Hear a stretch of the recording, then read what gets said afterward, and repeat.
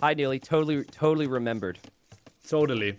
Just wanted to make me appreciate it even more. The sad emote you have it just makes me feel so bad. I apologize. I was just getting so excited though. I'm glad.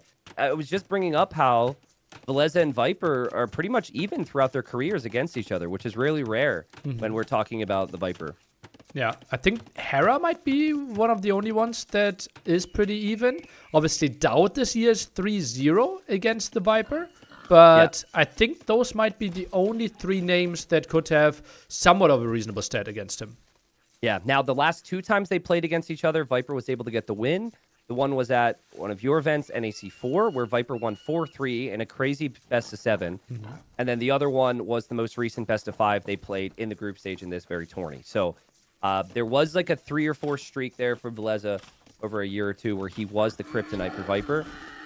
That has changed recently. But Aztecs Malay, a Civilization Viper, has loved on this map for a very long time. They advance faster to the next stage, and there's lots of fun things you can do with that, whether that's rushing to feudal and going for eco upgrades, or just simply a smooth, fast castle here. But, Aztecs taking me back, Nearly. We haven't seen Aztecs too much in recent times on this map, but I feel like for certain players, should maybe be picked a little bit more. Yeah, I think they're still very good on this map. Especially look at that, 2 relics in between the 2 players, and you can play monk aggression, and it's tough for the opponent to find out what's coming behind it, right? Atlatl scums are nice, Eagles can be nice, and Aztecs economy still probably underrated because we always talk about the Eagles mainly. Yeah, and so, for Viper, he's got to think, is it going to be Eagles? If it's Eagles, maybe I'll go Karambit Warriors. Like, I feel like when you're up against Aztecs, you're immediately thinking about how do you defend from the pressure that could come in. And oftentimes when you're Malay, you're the one that could somehow take some level of initiative. Viper's approach will be the eco approach, though. Here, at least in Feudal Age, we'll get both eco upgrades, and it's just super safe, right? You can never die to any aggression of the opponent this way, and everything runs pretty smoothly. Obviously, we feel timings can be nice for Malay, and also one of the craziest monk counters is the Karambit, because if you convert it, you basically converted only half a unit instead of one. Yeah, it's kind of a funny thought. So maybe some level of adaptation is going to be needed for Viper based on what he sees.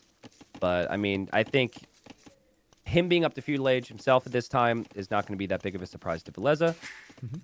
And Villese is almost always going to be going fast castle. I don't think there's a world with Aztecs where it's anything but that. It's more so, is it fast castle combined with Eagles? Is it fast castle combined with monks? I would guess maybe a nice mix, but Villese is not really an extreme player who will go like all in too frequently with monks and whatnot. Yeah, actually true. I tried to remember a game where Villese went all in, and I think I can't even remember one. He's more of the macro guy. I wouldn't be surprised to see like the maximum would be like double monastery, maybe mix in some eagles, but then he would always follow it up with the town center.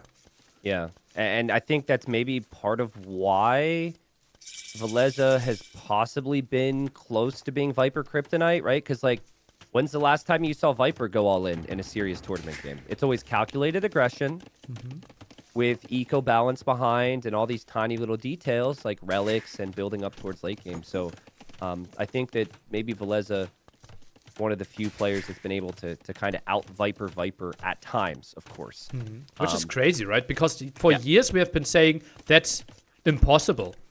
Because Viper is the best macro player, at least for years. Lots of people felt that. But it just feels like the decision-making in the mid-game for Villese is just so flawless. Like, when do we ever see him go for the wrong unit choice, for a heavy miss micro, for a misplaced production building or misplaced TC? Basically never. And I think something that both of these players have that separates them from others is a cool head under pressure. They are both so relaxed. Like, and you can see it with both of them. Like, if we interview them, how many times have we interviewed them? Viper, you had a castle on your face and 20 crossbows with ballistics. You had 1 mangonel, but 3 TCs. What were you thinking? And Viper was just like, I'm fine. Villese, I still think I'm okay here. Like, Viper a little bit more wordy than Villese, at times, but like seriously, there's just always this theme of they're chill in moments where there could be some level of intensity for other people, and I think that's really important when you're competing, especially. It's not just playing the game; it could be stressful enough when you're playing a ranked game or whatever. But when you're high level, big moments, there's thousands of viewers watching. That's where like having a cool head is really, really important.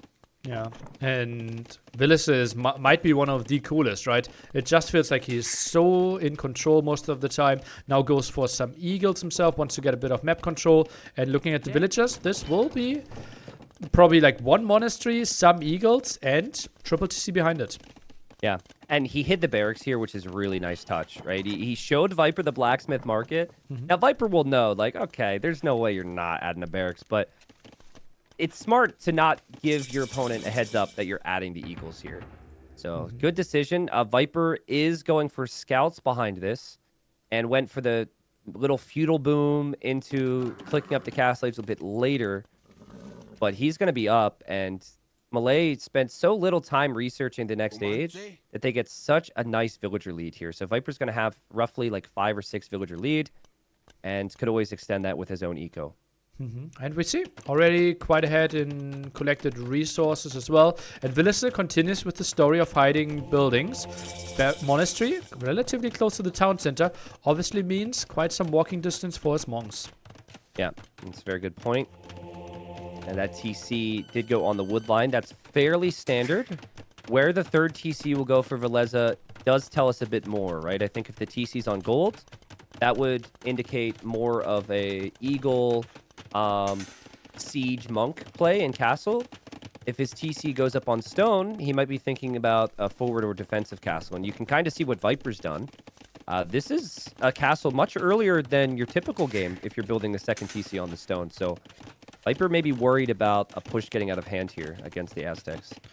Yeah, Viper likes to add the second or third town center on the stone, especially if you want to play some timings. You want to transition your villagers quite nice and early to get that nice castle up, maybe even on the hill there in between the two players. And Villese, well, he technically could also think about the stone, but decides to go for the outside TC on the gold. Yeah, the first bit of HP getting taken off of a unit there. That was that scout hitting or getting hit by the spearman. And Viper will see this. A little rusty here. He takes another hit and takes another hit yet as he's just getting warmed up here. He does know there's a monk behind the walls, but Villese is waiting. And this is pretty much what we were expecting. Calculated approach from both, but pretty good odds for Villese to get at least 2 of the relics that are close by.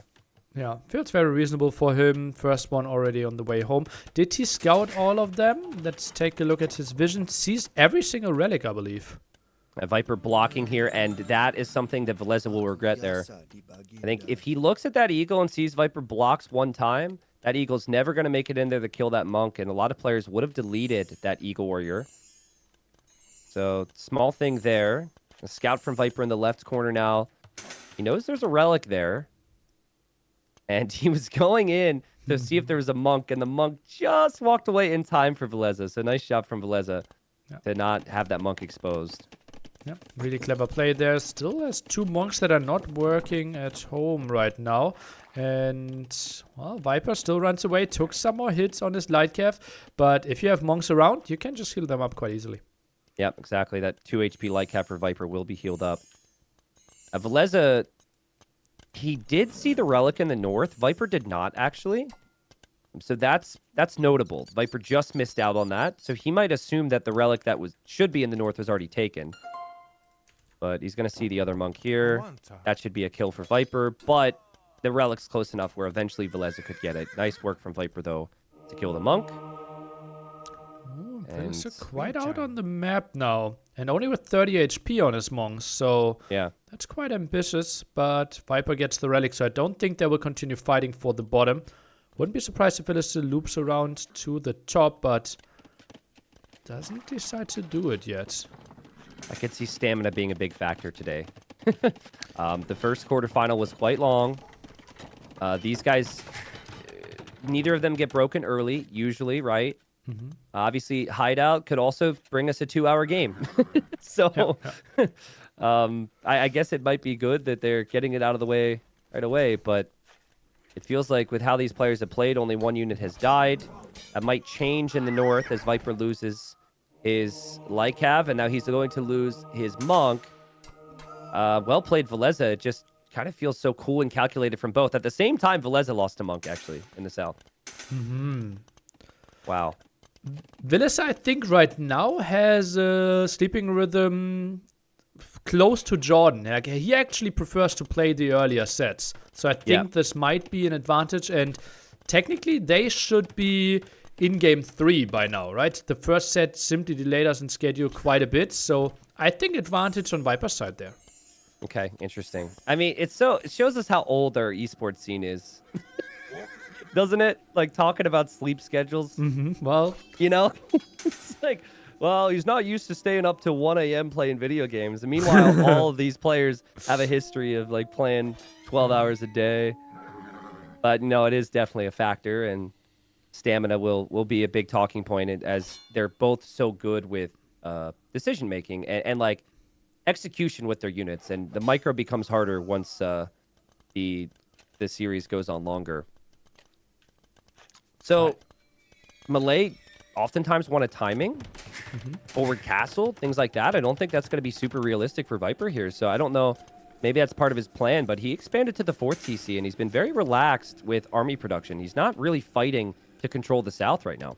He goes heavy army. I'm a bit surprised by this as well. And look at that. He will build a defensive castle, maybe even inside of his walls, maybe opens them a bit. And yeah, he wants to play the late game. Maybe thinks, okay, I know an army composition that will be really tough for Aztecs. Let's think about ideal army compositions here. Melee, maybe Karambit plus Arbalest. Yeah, I think that could be good. Like Elephant stable Skirt? units. Stable units are more of a surprise, I'd say. Right? Like if your opponent goes for like lots of Jags or champions or something, then maybe you go elephants. But yeah, Karambits and then ranged units would make sense. We did also cast a game together. I think it was Viper Tato on Hideout, where Viper was Malay, and he was happy to go Force Levy and take bad trades with swordsmen that were just very cheap and eventually just last longer throughout the game. Yeah. If this is a 2-hour game, Malay should always win. Unless we were in like a 4v1 relic situation, but that's simply not what we are having. Very likely that Viper in the end will have 3 for himself. Yeah, did just lose the Monk. A nice job from Villese, though. I mean, both players done a great job here.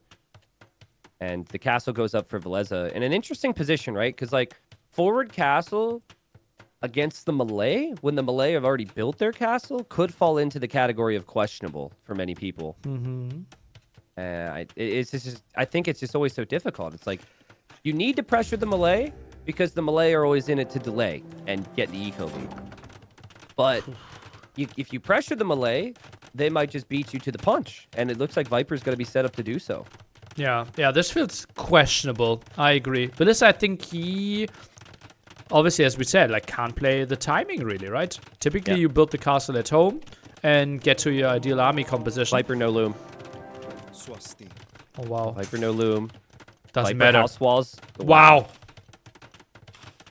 And that's one of those things. Yeah, he clicked loom, but in those 20 seconds, all those vills would die if he didn't get that quick wall. Like one mistake there, and 10 vills go down, the castle's delayed, and suddenly we're changing our tune. No. And also deleting the house instead of castles. Another thing that's something he won't do, but we could. Yeah, all too relatable for me. A double castle now for the Karambit production. And, you know, in the past, the Malay, they had to research the armor, which took time. The Karambits get the armor upgrades for free in each age now, which a lot of people, a lot of pros, when that happened, were like, why are we doing this? This is too much. The Malay are already too strong. And not sure where Viper sits on that or Villese, but it doesn't really matter here. It's going to be 3 castle stack for Viper. Here comes some Jags, but the Jags can't really go underneath the castle fire. I think a Jaguar 2 hits a Karambit warrior. I'm not really sure what upgrade situation we need, but at least like there are scenarios. And Villese actually takes into champions. Goes for a very special upgrade out of the barracks. Supplies.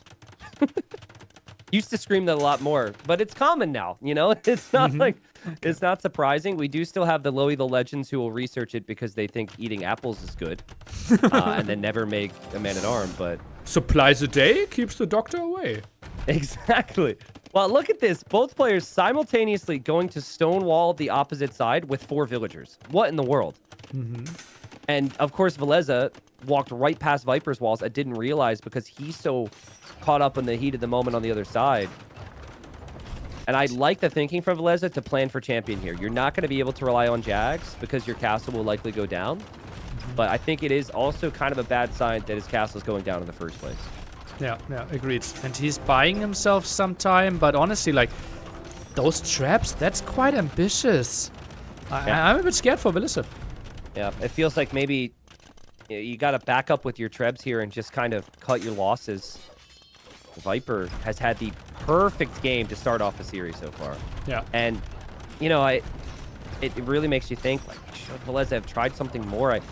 I don't know. Like, there's been a lot of games in these quarterfinals where I can't be too critical of the players who lose. It's just the winner's just playing so close to perfect. And this has been near perfect from Viper, from the eco upgrades to the army. He's going to mix in some archers here. Can he take the trebs out from Villese? Look at the villagers of Villese building the wall. Viper actually walled them in there with his own gate. That is so funny. To Doesn't do that matter a lot, while but big everything fight. else is happening. Yeah. Karambits go in with that armor, remember. They'll go for the trebs. And Viper's using his own trebs right now to try and take out Villese's trebuchets. Villese's repairs actually do enough to keep the trebs up. Sick, and that's why you see how weak those Karambits are if they're actually getting attacked. And now the Eagles are moving in. There's not a lot of buffer. Yeah, Viper could lose all of his trebs. Viper's then stuck on archers, and if Viper starts to lose his castles, he can't make the Karambits that could help against the Eagles. 1 treb goes down for Viper. He's still got 4 or 5 more here. And the Eagles are dying, but Viper's sinking a lot of his stone into repairing this castle. Ooh, and traps obviously way cheaper to repair than all those villagers on the stone there, but finally a trap dies. Yeah, treb dies. Villese figures, I'm going to have Karambits and Arbalest on me. If you look at what Villese has right now, he's got 4 Jags, 3 Eagles, and then a Karambit he converted. He's not fully teched into champion, and I think the GG comes in because even if he gets champion out, he knows Viper's already heavily committed to archers, and that would pretty much finish it for him. So, you know, good game for Viper here. Had some quick walls and whatnot, which I'm sure he'll be happy about. But, you know, at the end of the day, I mean, it really didn't feel like Viper was ever going to be troubled here with the melee, and maybe Villese's relaxed eco approach wasn't what was needed here to have a chance. 40C against melee and then still a forward castle and then trying to contest. There was like triple castle against 1 castle. Yeah, I don't think that's how it works against melee.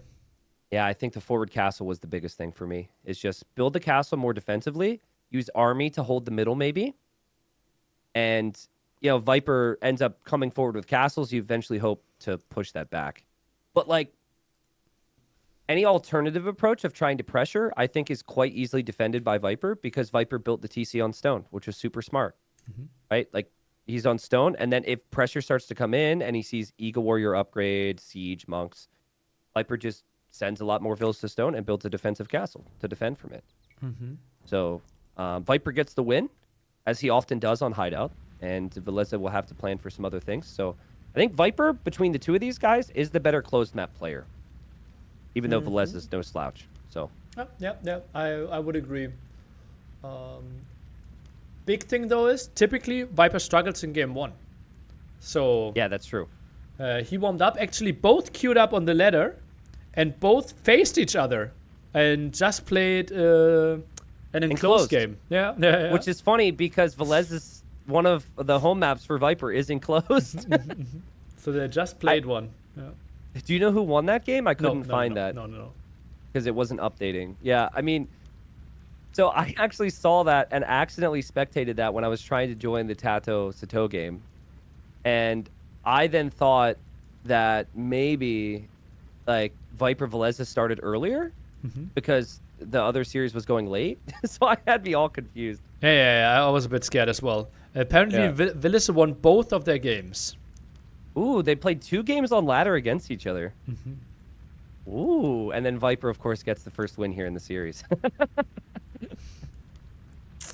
Okay, question for you. If you were in the exact same scenario, you wanted to play a ranked game or two before a tournament series, and you queued up and you got your opponent, what would you do? I resign.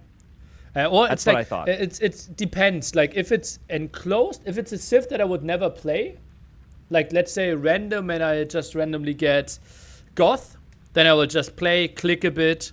But most of the time, I just queue, like, Empire Wars as well. Should just get into clicking speed, and I know I won't face someone that I would play a tournament against. Yeah. Okay, yeah. Yeah, because I remember in the past, I was about to play a tournament against someone, got them unranked, and they resigned.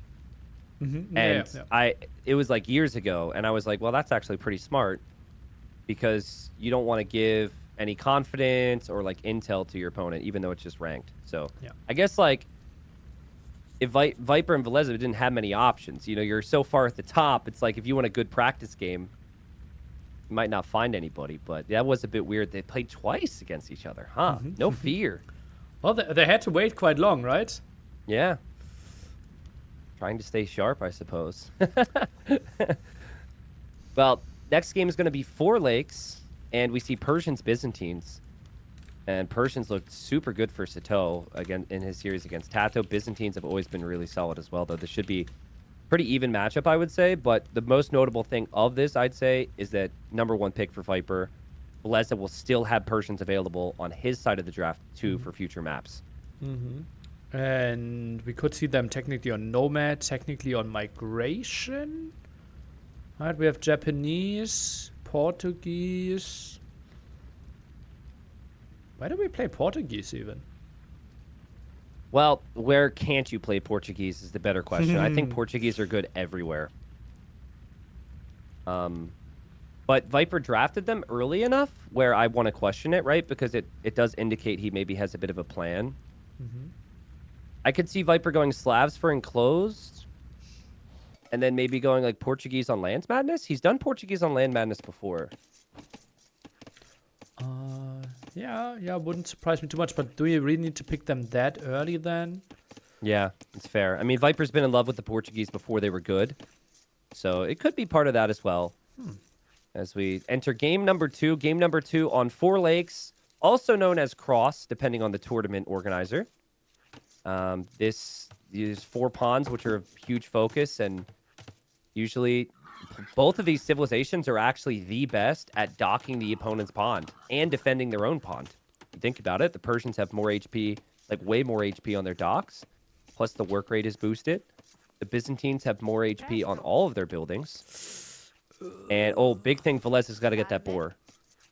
Still got 30 food on it, so villagers won't be idle for too long. But yeah, certainly like 20 food lost there, I would think. Yeah. I heard you, I could tell you noticed it because you were groaning. Could have been about anything, though. I'm German. All right. I mean, you said it, not me, so. Could have been about public transportation. Could have been about the weather. Could have been about food.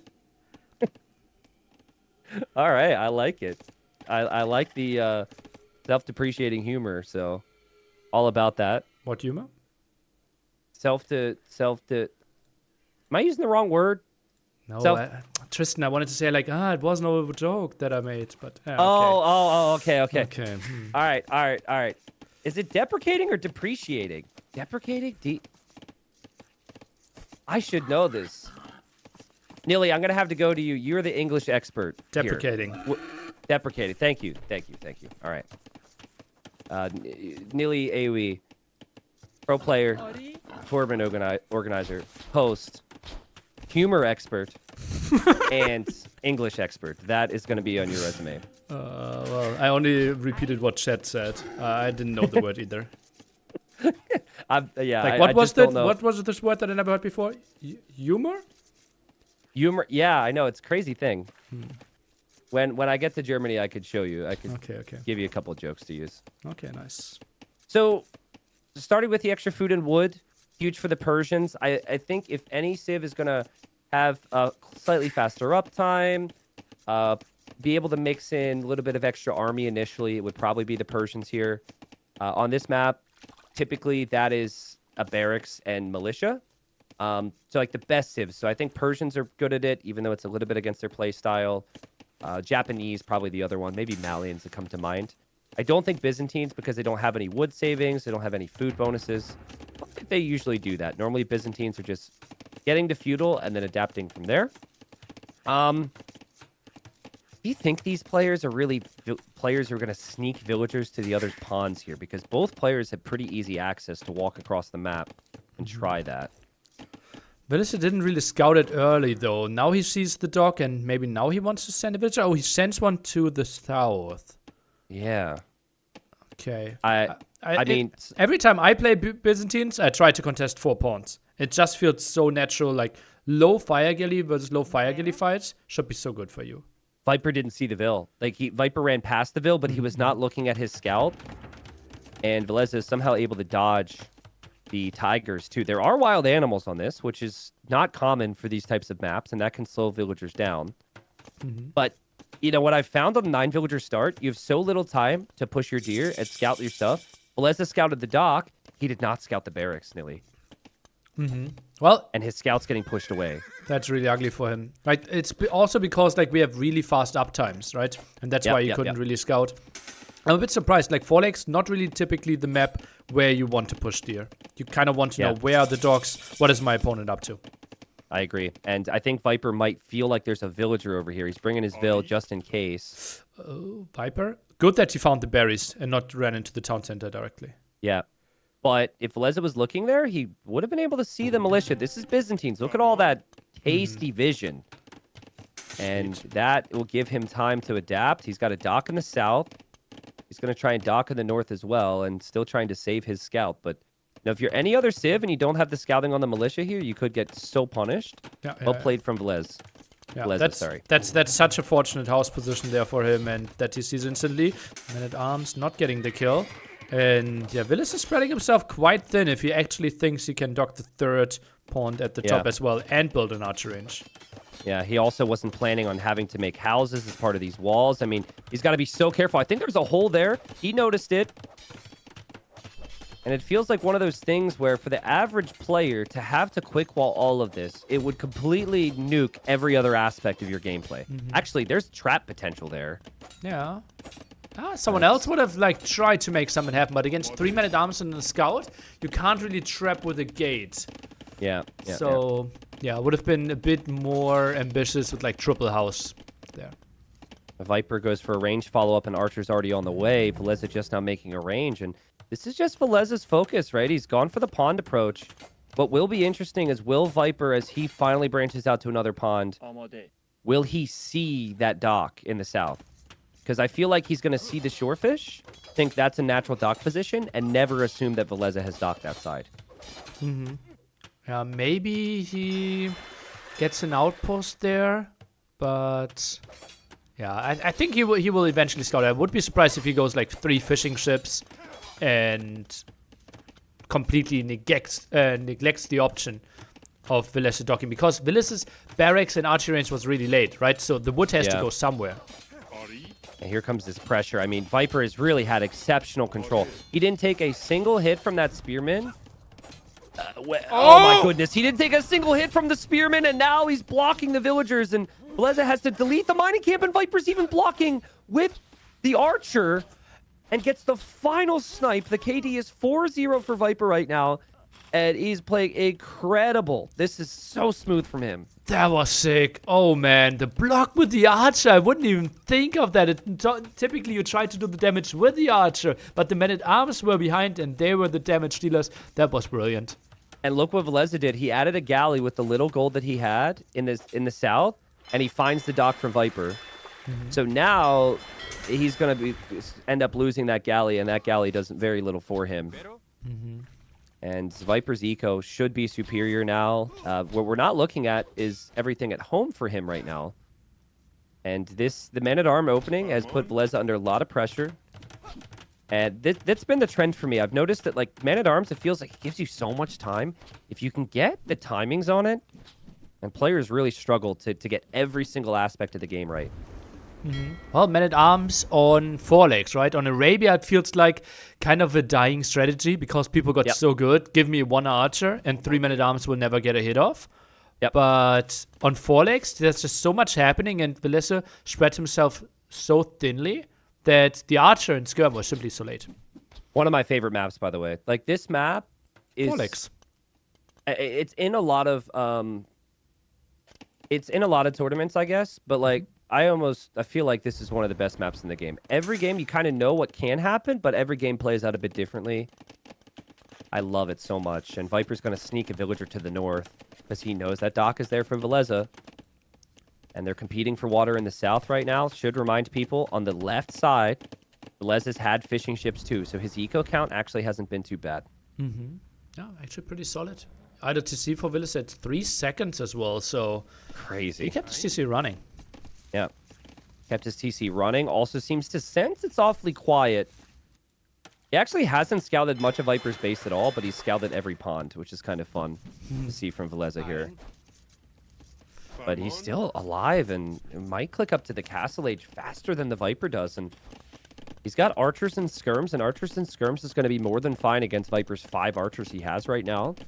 Well played from Villese to bend but not break here. Yeah, really nice indeed. Skirms, archers, armor not even needed, I believe. With only 5 archers out there, and Villese, this is impressive. But Really that's simply impressive. because he has kind of 3 lakes. Yep. And the lakes pay off. And obviously Viper will feel pretty good about how the start to Feudal Age went. I think Viper will be a little bit surprised when he sees Villese's in the next stage. Actually, you know what? If I was in Viper's shoes, I wouldn't necessarily be surprised by the opponent going up faster. I'd be surprised when they added TCs, right? I would assume that maybe like they fell back to use the market, sold all their stone, that the Castle Age somehow came in with some great sacrifice. But that has not been the case here. But then again, you see, okay, this is your second pond, and you already have... No, this is... Like, Viper knows that Villese is on 3 ponds, and he sees 3 fishing ships in this one. So unlikely that the others have fewer fish. Fair point. Viper only was 7. Viper was able to get his dock down, can still threaten in the north, but he did not kill too much there. Luckily, he's Persians. That dock in the south still giving him a whole lot more time to make more ships there. Counterattack from Villese. There's a hole in Viper's base. A little awkward for Viper, but he adds the scout, has some range units still.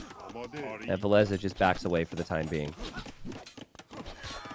Scout does some damage against the skirms, but 2 archers behind this, still fine as well. And, ooh, Viper goes for CA. Cav archers. Well, you know, he's probably expecting Camel from the Byzantines because Viper's shown the stable. So Cav archer could be an interesting play here. But is Villese seeing that? If he goes full skirms, obviously Cav Archer, they are benefiting from the new bonus that you get 5 extra gold for every military unit that you kill. Yeah. And therefore he feels, okay, that's quite some nice eco boost. But lose another Vil. 2 Vils there lost. Maybe 3. Viper lost a lot of army, and he lost had a lot of idle time because of this hole in his wall here. And Villese with an amazing response is going to have time to see the range, like you said, see what Viper will make. Right now, it just seems like Viper's stuck on 3 ranges with no gold. He's just making skirms. Oh, and no wall. The camel gets in, and the camel is actually fine against the feudal skirm. Yeah, camels should be pretty sick. And behind it, Villese dropping the TC, and Viper moves out desperately to try and plug the gap. Maybe he had the time to plug before. Oh, wow. Villese with a beautiful position now to win this game. Wow, how did that happen? 1 single hole and Viper is in a horrible spot. Yeah, it's one of those things, right? It's like, it takes one thing. I think this statement a lot of people can relate to. You can play so well, do so good, you make one mistake, and this game will punish you. And that hole there, I think like Viper still has some awkward times with the gold, but he can still take the gold if that hole wasn't there. And he brought his army back through it. You know, sometimes the gate is awkward to place on the hill. Maybe that was part of it. No, he actually opened the walls and re-walled with a house below his archer range. So he thought it was walled. Yeah, yeah. There's always a hole, as the Legend Zero Empires started saying years ago. That has not changed. And Viper wanted Cav Archers. He's got no gold income right now. This is brutal. Oh, man. This hurts for him. And pawn-wise, it's kind of confirmed right now that it will be 3 against 1. Yep. And the transition to the farms are going to happen naturally. Byzantines have really cheap units as we go forward. And for Persians, you think about how good that eco is. And you're going to be selling things at the market to get gold, to make a monk, to hope to get a relic. That is not an ideal eco right now for the Viper. Viper is calm, right? Most of his villagers are still working. TCs are running quite nicely behind this as well. He is 6 villages ahead, but obviously the fishing ships behind. Right now, 0 military though till we get the first monk. Someone said, what about 1 ram from Villese? And like, I feel like it's so tempting to consider it, but when Viper's got a stable and some monks, and by the time you get the ram there, maybe Viper figures something out. Villese, for now, just using his wood to add in crossbows and mix in farms at home. But he's been in no, like, I think this shows you how good Villese is and how comfortable he can be against the Viper. Because a lot of people take Viper off gold and they YOLO for the kill. And he's just chill. Where is Viper's 3rd gold, by the way? It's underneath his TC. Oh, yeah, okay. It's underneath the TC. So Viper did get the gold with that TC. Viper's eco count is actually a bit above Villese's right now. And he's starting to mass some skirms, which I'm sure he'll upgrade soon. Did not get a relic yet. Ah, man, this feels like forward castle territory from Villese soon, though. That TC was built on stone with intent. And I think even just the castle on the hill, you could maybe be tempted to build the castle right on the gold and next to the TCs, but if there's any concerns that Viper could maybe deny that, then maybe you just place it where the monk is on the hill, and it's going to be tough to take that out if you're Viper. Listen, knows about the gold positioning, so I think just controlling the gold and playing the late game. You know that Viper will be starved for gold. And Viper using Persian monks. One of the weaker things of their tech tree is the monks. But still a monk. Still can get conversions. Still doing it. Pops out with the skirms. Gets some nice kills. Nice job from Viper there. Elite skirm will complete. And he'll kill the monk now from Villese. And Villese, this is the castle timing.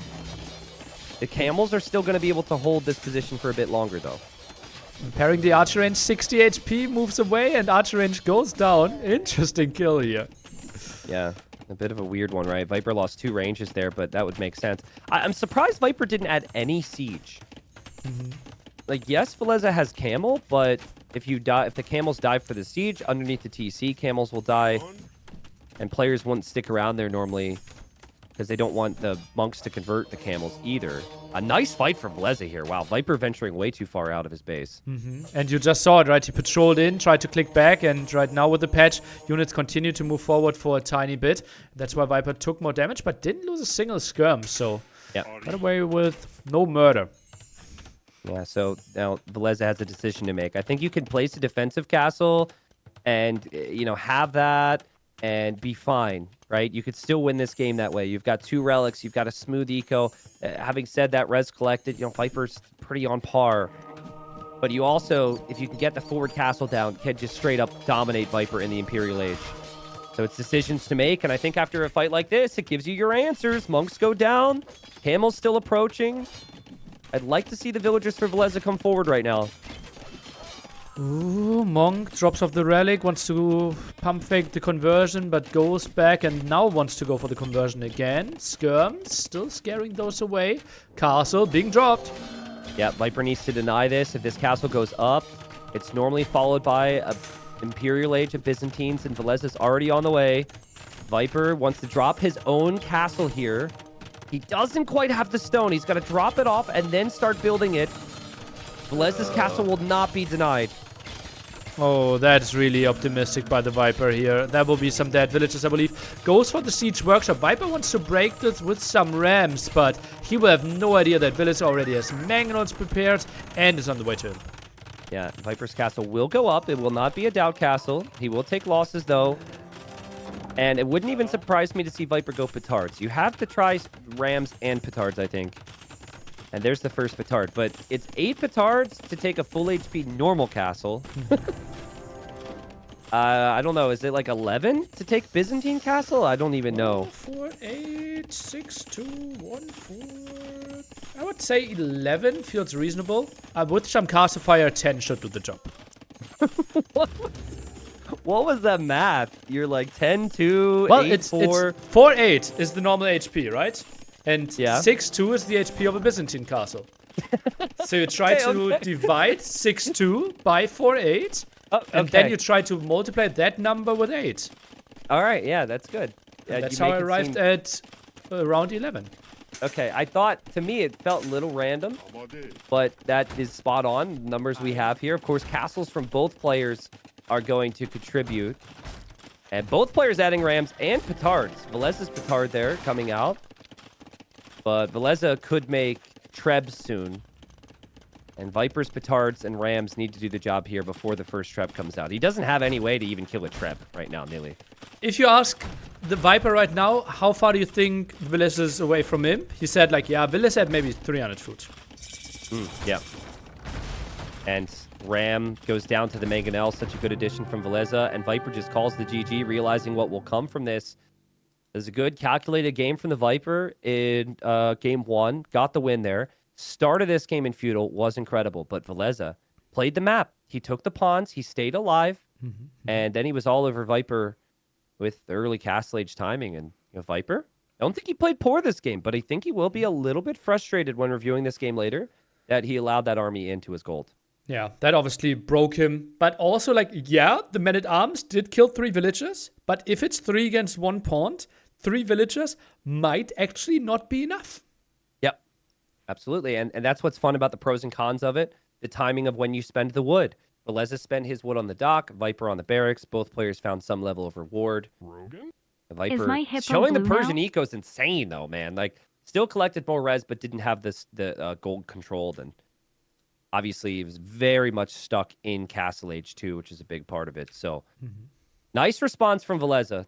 And I think, I mean, I hope the series is just as back and forth as the first 2 games have been. Yeah, would be lovely. And we didn't get a banger game yet, but it's kind of shaping up to give us one. This is shaping up for a banger in the 4th game, where like Viper's up 2-1. No. Villese's up 2-1. We go to enclosed Viper's home map where he's got Slavs, and the game goes quite late against like Teutonic Knights. Teutons, yeah. And it goes super late, and then it's one of those deals where if the player who's up 2-1 wins, that probably breaks the opponent. I don't know. That's just my prediction. Well, for a 2-1 lead, Viper needs to win Land Madness, and actually an interesting Civ matchup. It is Viper's signature Civ for Land Madness, Teutons, but on Villese's side. Yeah, okay. And then Viper may be expecting it because Viper picked the Mongols last here. Oh, I bet you any money we had some mind games maybe working out in Viper's favor here. We'll see. Maybe just thinking about the Civs, right? How well are Malay performing against Khmer, Teutons, Huns? Or how well are Mongols performing? Against Teutons, they should be performing really well. Khmer, I think camels should help out a lot. Yep, that's true. What I like, but what's fun about this is I think Viper was initially planning on Romans or Slavs on Land Madness. And probably leaning more towards Slavs for enclosed because we've seen that a lot. Yeah. Romans on Land Madness has been seen quite a few times now. So I think he kind of looked at it and felt like, ooh, maybe you know, Mongols is a smart move to toss into my draft here, and he did it at the very end. I like it. But, I mean, I also still don't think it's as straightforward as many people think this matchup, which we'll talk about once we're in, of course. But I've been baited into thinking I had a Civ win many times. I've lost a lot of Civ wins in my life as well. Yeah. All right, so here we are, game 3. And we think Viper had potentially some mind games here. Late in the draft, Villese picked the Teutons, Viper's signature civilization for this map because of the cheap farms and the strong cav. And generally being very good against other civs that go for farms and cav, like Teutons versus Franks and Teutons versus maybe Magyars. But here we had Viper pick Mongols last, perhaps expecting this. And to oversimplify it, Nilly, a lot of people at the high level seem to think the biggest weakness for Teutons is against cav archers. Yeah. And Mongols have the fastest firing cav archers in the game. And this is because, obviously, long distance, tough to wall, so you can move around a lot. Cavalry becomes really strong. That's why Teuton Knights beat other knights. And cav archers, if you mass them enough, they are nice. But you always need to keep your distance, and that's easier because of no husbandry for the Teutons. Then the question, what should Villese do next? Is it Scorpion play? Would feel really weird if he ends up going for Knights and Scorpions, and somehow Viper gets a switch to Mangodai. Yeah, exactly. Because then Mangodai have a bonus against Siege. So I think it's safe to say if Viper gets to Mangodai and he's not significantly behind an eco, this is over, right? I think that's fair. So you have to prevent that.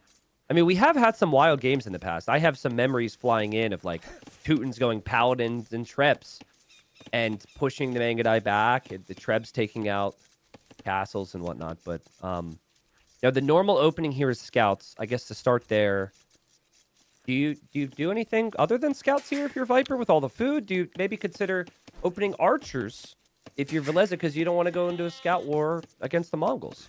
Teutons obviously not really having bracers, so in the end, you never want to end up with any archers, skirms going to Imperial Age. Obviously, you could open with them, but then again, archers means fewer farms, and you're not really playing to the strengths of your civilization. Yeah. It'll be tricky. I like the pick from Viper. Like, I think win or lose here, both picks from both players are nice. I like the mind game aspect, though, because it was Viper who first did Teutons. There was a whole lot of, what? When he did it, I think, back in one of the early Red Bull events. The first Red Bull in Game 4 against Mr. Yo.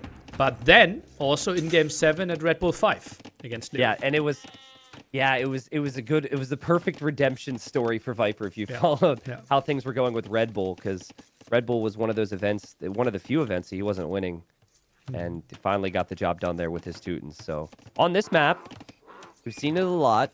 There's the barracks for the Viper. Reminder, you cannot wall on the stone terrain, so full walling is not that much of a possibility here for players. And Viper's not even scouting now. Like, he figures this is going to be a scout war. And same with Villese. Everyone just pushes their deer. And people more and more get to delay loom, right? Viper again, no loom, and doesn't even queue it up. At least starts with one villager. Yeah. So I like that. That's pretty common with the Mongols. No, changes its mind. Now loom. Oh, yeah, now loom. Yeah. It's funny how we casted the last series together and someone didn't get loom. And we were like, oh no, he didn't get loom. What a mistake. But then here, like, Viper delays loom and it suddenly feels okay. It's like clearly very situational, right? Well, with Mongols you can do it because typically Mongols is up earlier. And therefore having your scout close to Mongols is pretty bad. Because they can just chase you down, reaching fuel age earlier. Then they have more attack and faster movement. So typically against Mongols, you push more deer. And therefore Mongols can go for a loom. Yeah, and Villese just didn't move forward at all. He pre-walled. Interesting to see the gate. I quite like it, but that's not something you see all the time. There could be a rare scenario where if he's using that gate to send more villagers to wood later, it could open the gate for the enemy, but it's something we expect Villese to keep an eye on. And Villese not adding a stable or an archer range, simply going spearman right now. Holding lots of resources and not going for the farm upgrade either. Is he a bit indecisive? Oh, spear scum. That may be an indicator that he's concerned Viper will go archers. But I think it just comes back to the matchup, right? Like, you feel like you have to play it a bit differently. Wow, this is so many scouts already. Viper 3 scouts. Villese is not expecting 3 right now. He really should, though. Oh, spreads the damage, though. This is good for Villese. Gets a scout kill. What in the world was that? That is a frustrating feeling if you're the Viper. The Viper still doesn't see what Villese is doing yet either. Villese gets the quick wall down there as well. Wow, so Viper coming back for more gets denied. Villese now heavily on gold. Didn't want to go spear skirm. It will be spear archer. So Viper's archer range with some skirms could pay off quite nicely. Yeah, I think the order could in theory just be reversed here, right? This is something we've seen decent amount on the Arabia meta. The scout player will go skirmisher to counter the archers. And then once the farm count's good enough for the archer player, they just go into scouts. And then you end up with archer scout versus skirmisher scout. And it would make a whole lot of sense. I do like how Villese is trying to find a timing here that makes it awkward for Viper. The 2 spearmen, 1 archer is not something Viper can contest against right now until he has skirms. But at the same time, I don't know, like, maybe it won't accomplish anything, and maybe those spearmen would be better suited at home. It's really hard to say. Well, base is really tight, right? Your wood is walled, berries are kind of walled, gold is walled, you have 2 spearmen at home. Yeah. So it is more of an annoying troop. Let's try to maybe find some villagers off guard, maybe kill 1 or 2 deer as well. Yeah, or even the spearman here. I think you take that. Take that spearman kill. It looks like maybe he doesn't think Viper sees him. But now, yeah, Viper's following, and this is going to be nice, because if you do go scouts later, Viper will have a weaker spear. But I think now he knows he can't be sneaky, and Viper's waiting for him, so he's just going to double back home. 4 farms this whole time for the Viper. Villese had his first farm placed when Viper had 4, and Viper still has 4, while Villese is now going for farm number 9. Kind of a rare play for Viper as well, as players encounter each other here. Viper's going archers, so he's not going skirm. He's going archers, which means it'll be a lot more effective later on against scouts, but also more effective against the spearmen. So that comes at some level of cost for Viper's eco setup. He won't have as many farms because he went for the mining camp. But he doesn't need the food for the skirms either. So I actually like this for Viper. Very nice play. Also a better transition to then go into CA if he feels like, well, already having lots of villagers on to gold there makes it a bit easier for him. Goes for fletching now, something we already have for Villese. Even goes for armor. Yeah, armor as well. Makes sense if you're mixing in some skirms. And there's the stable. And the stable fits very nicely. It is also in a good spot for a farm, so I'm not the biggest fan, but maybe I'm not the one to judge farms. He wants to have it hidden a bit. I think next to the mining camp would have been the only other reasonable spot. Yeah, and Viper would, of course, see that, so that's a good call here.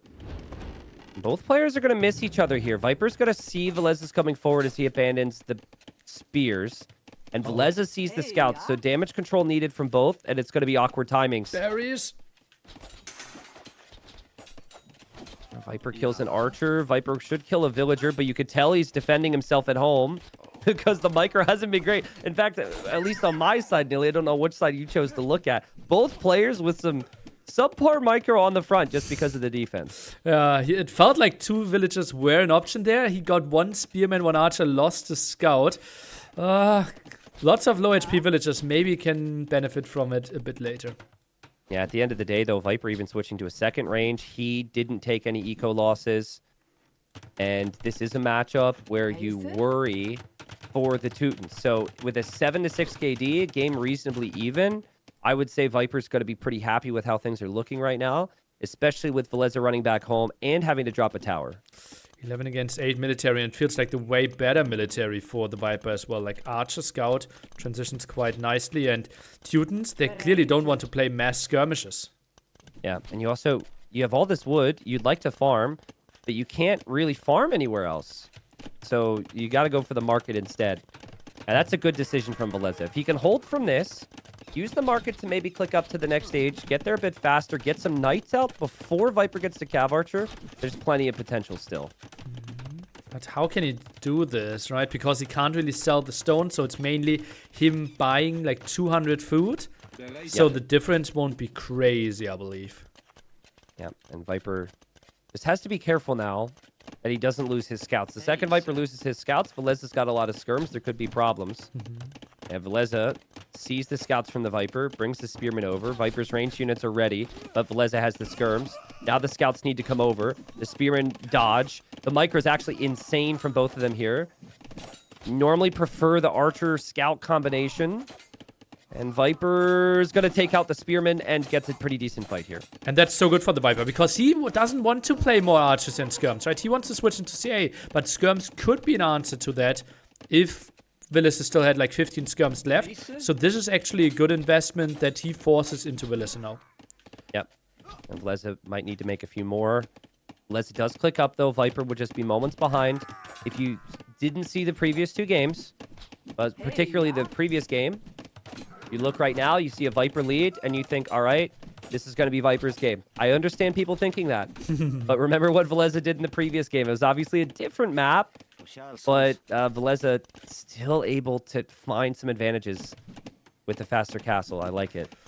Not a lot of Archers left, though. He lost all of them at the front group, the 4 raiding squad, or 5 raiding squads next to the Villese's town center won't achieve too much. And second stable for Villese, no surprise there. I'm a bit surprised that Viper stays on Archers for so long. Maybe thinks crossbow instead of CA. Maybe he wants crossbow camel here. And I mean, that's a tricky thing too, is like, again, where I think Teutons are typically strong is up against civs that are good knight civs. Like the best matchup against a good civ on this map would be like against Franks, for example. A civ that would go pikes. Teutons had better pikes. Teutons had better monks. Teutons had better knights. But yeah, I mean, you know, the thing about producing these archers, obviously, is you could have a pretty large mass when you get to the next stage, but the Viper just has to make sure he doesn't lose more archers than he has already. Not too bad, though. The scout will come in to push the skirmish back, and Viper's crossbow timing still could be decent enough to deal with whatever knights Villese sends forward, and Villese actually goes for lead skirm right now with 7 skirmishers.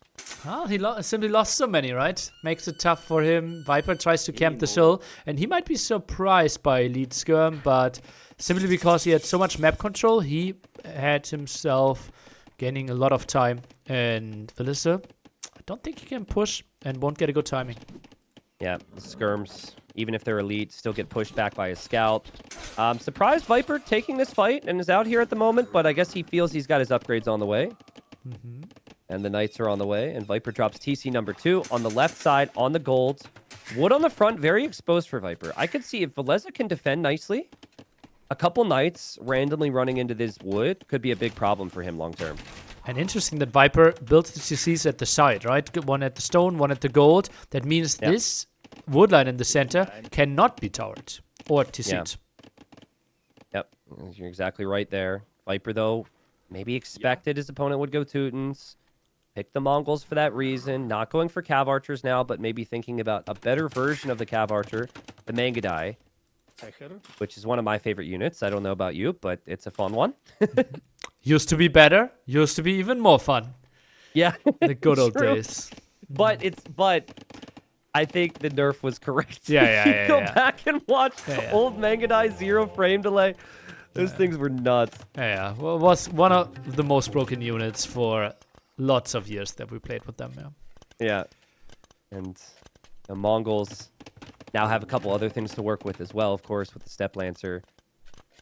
So another game where it's pretty chill for them, but Viper finds his way forward. Remember, he does have to be careful if skirms find these crossbows. He doesn't have knights nearby. And he might choose to go to the hill and think hill advantage is good, but then he sees the skirms. Nice finds from Viper, though. The knights and the camels and the scout going to find some villager kills on that stone. That's where he fought earlier, right? So he knew that Villese could expand there. And that will be 3 dead builds, 4 dead builds. Yeah. 3. That can't go into the wood line. There's a TC there. Monk's also on the way for Villese. Viper also traded a few crossbows away, so he ran into the skirms there. Oh, but those 5 knights in the center, I think they actually could have achieved something. Bloodlines, 1 armor upgrade. It was only 1 knight, 5 crossbow, 1 skirm. Yeah, that's pretty sick from Viper to get those house walls down. I think like Viper, sooner rather than later, needs to find another wood line in the back and plan on moving away from this. For now, his eco balance is fine, but yeah, he's actually going to do it on the left TC here, Nilly, and just place a lumber camp there. That's smart. Yeah, Because I like it's going to get really awkward on the front soon. Where are you building your castle if you're the Viper? You have to build it in like a minute, 1.5 minutes. What's a good spot? Well, so it does depend on the army advantages you have, but I think never a forward castle if you're Mongols. Yeah, Always yeah. a defensive one. So I would say the TC where the stone is, that hill right there with controlling 2 golds in that area would feel really reasonable. Oh, big fight. Massive fight here in the middle of the map. Viper's unit's not really engaging. Villese was not prepared for that, and Villese wanted to go for a forward siege workshop that he might need to back up for now. That was so important for Viper. Because if there's a siege workshop, then Viper kind of has to build the castle in the center, and then it's a bit more tricky where he wants to defend. I wouldn't still be surprised if he just builds it between the gold and the stone where we just have the crossbows, because that controls 2 valuable resources, plus also protects the woodline. Yeah, maybe next to the ranges. There's another gold there. Like, the castle, I suggest it is a bit further back, and he might want more control than that. And I think things have gone kind of according to plan for Viper here with the matchup, right? He likes your castle. All right, there we go. And the thing is I would be placing my castle there, but I'd be down by 18 villagers. But the castle spot would be correct, all right? It's risky though, right? Why is he moving out to the right-hand side now? Like, left-hand side just feels so open. The wood line, the deer there. Okay, he pulls the villagers away. That was necessary. Yeah, Viper probably feels as though the castle and the TCs will protect him. Yeah, leaving the wood line now is important. So now he doesn't feel exposed, which is why he can counter. He's going to do the same thing. The knights and the camel to the stone. Nice. Villese reacts. Good reaction time, honestly. I would maybe have lost a few more before reacting. And now Villese is going to push forward. Crossbow still alive. Quite reasonable Oh, big numbers. attack round potential. Big attack round potential. I think Viper noticed the mangonel. Villese just noticed the crossbows. Gets the attack round. A lot of those crossbows are weak. And nice shot there from Villese, but good work from Viper to realize it. Herbal medicine time. Send them to the castle. Is it worth it? No, but he will do it. It's not worth it, but he will do it. Yeah? Did he cue it? No, No. not yet. I'm not even Okay. sure if Mongols have herbal medicine, so. I think they probably do. But, you know, these crossbows, if they could snipe the knights and snipe the monks, that would be nice. The Mangadai are on the way, but Viper does not want to have to show them yet. He wants to wait and buy himself as much time as possible here with the other army.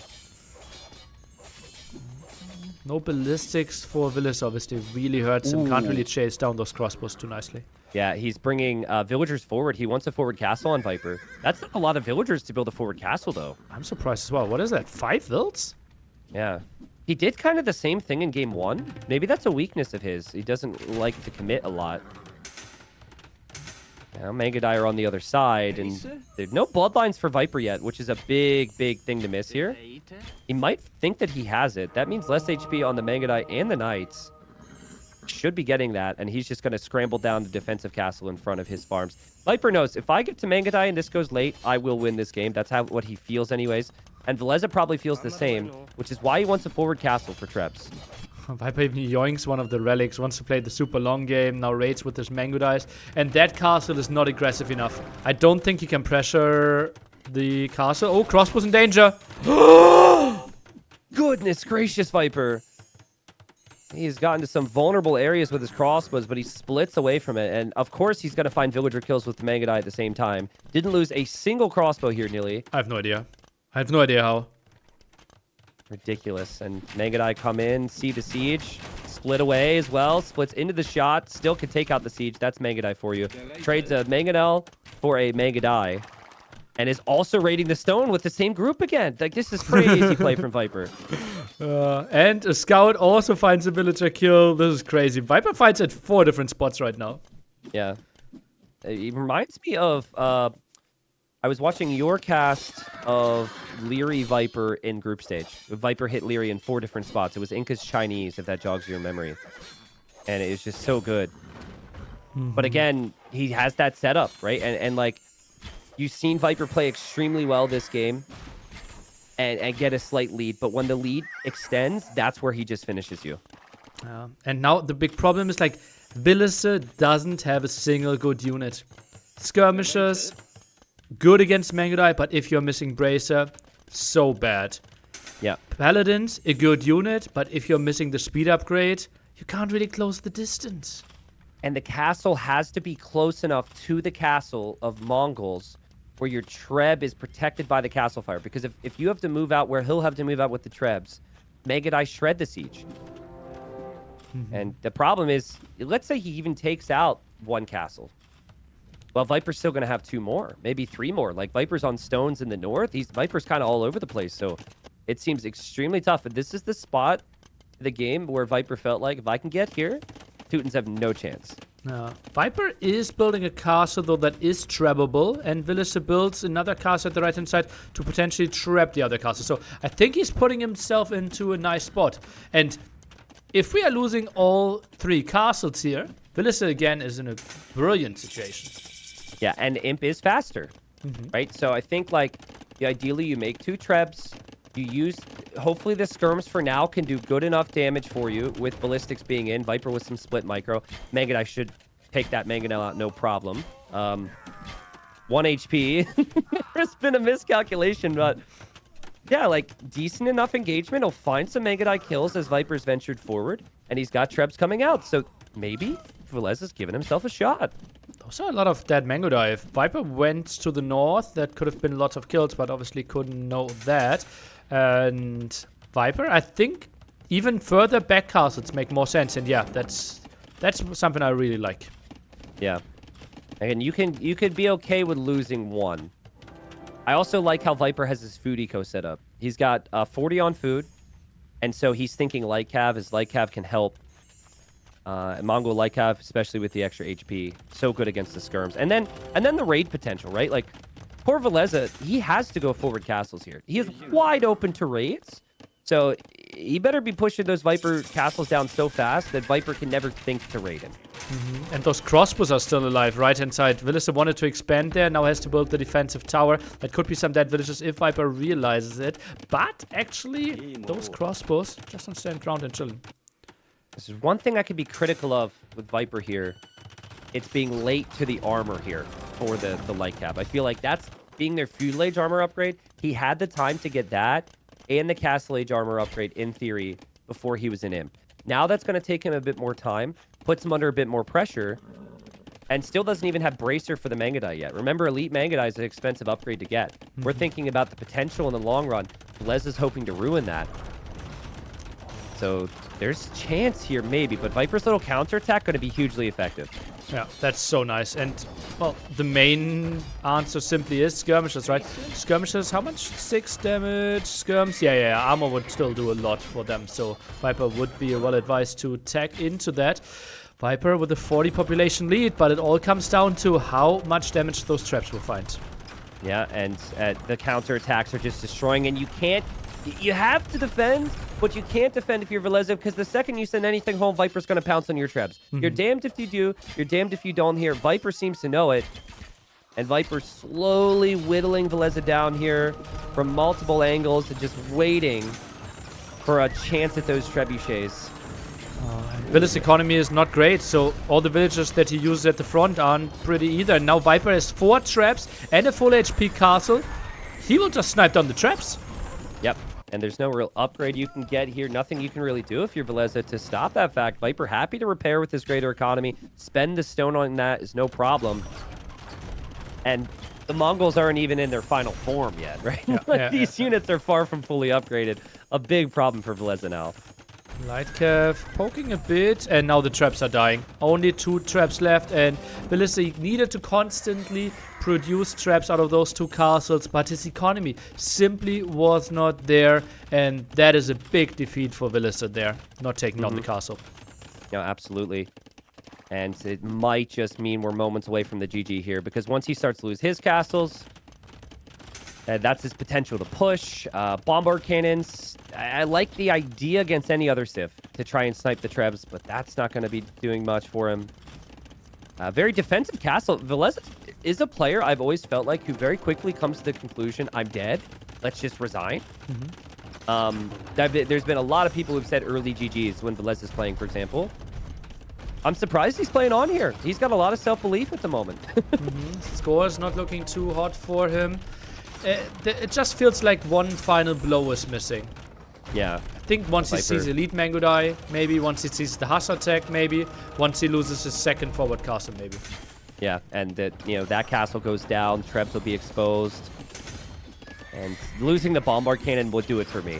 The 5 units, I'd be like, yep, I'm out of here. And that's exactly what happens here.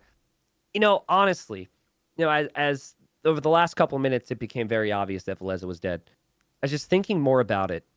And it really feels like Viper's wins today have been largely strategic, but largely draft-oriented, right?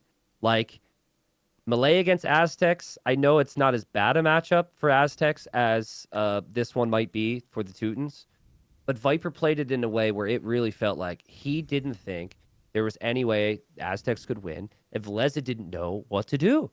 And then again here, it just felt inevitable the whole way through that Viper was going to win this one, whether that had to do with the Civ or just maybe Viper's comfort with this Civ. Yeah, I don't really know how Teutons can play this. I think this is, I don't want to say a Civ win, because I feel like Teutons still have a nice economy. I just feel like if you open archers, you're not playing your civilization to full potential. And then those tide walls next to your town center, I think you need so much farming space. And mass scouts might be a way to play. But then again, if you play mass scouts and reach castle age, you can't even upgrade to light cav. Yeah, it's so tricky. And I think, like, having been there before, if there's any question on Villese's archer opening, I think he does it because the matchup just completely is confusing for him, right? You feel like you have to do something different than what Teutons are actually good at to have a chance of beating the Mongols. And obviously didn't work out here. Viper goes up 2-1. Great series from the Viper thus far, but like we saw in game number 2, Villese could easily respond. A Viper 10k more res collected. And he was so far away from the actual strength of the Mongols. Like, didn't have Hussar yet. Elite Mangadai didn't come in. Chemistry. The drill upgrade, the siege rams, the siege onagers. Mongols are just so insane. Well, we had a Teuton player going for skirmishers, so I think Teutons was quite far away from their strength as well. That's fair. Didn't think about the poor Teutons. So Teutons go down. Villese gets to choose the next map, and I can see they're in the lobby, and it is Nomad. Okay. So that will be the next choice. I think Portuguese against Koreans would feel natural for the civilizations that we have available. Yeah, I could see that. That makes some sense to me. Because, like, Portuguese, not necessarily sliding into the other spots for me. I feel like Portuguese, Nomad.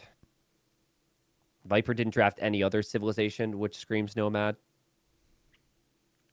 Pretty solid prediction there. They have launched, so we'll have a minute or so to find out. Japanese migration, Slavs enclosed, and then probably Romans or Georgians for border disputes. Romans or Georgians, okay. Both newer civilizations, right? We've seen a lot of GL players picking the newer civilizations. Is that Doubt influence, or is that just the whole team? I think this is simply the benefit of being full-time and thinking, okay, we can train a lot, we can figure out the civilizations, and they just feel confident with them. Okay, Because they could get the practice in compared to Leary, Villese that are like not full-time committed.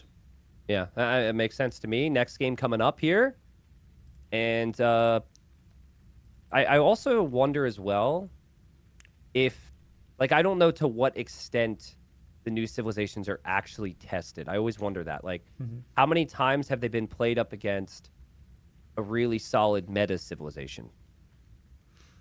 Because, like, I say this because there have been times where I see someone try a new civ and must feel very strongly it's good, and then it's just horrible.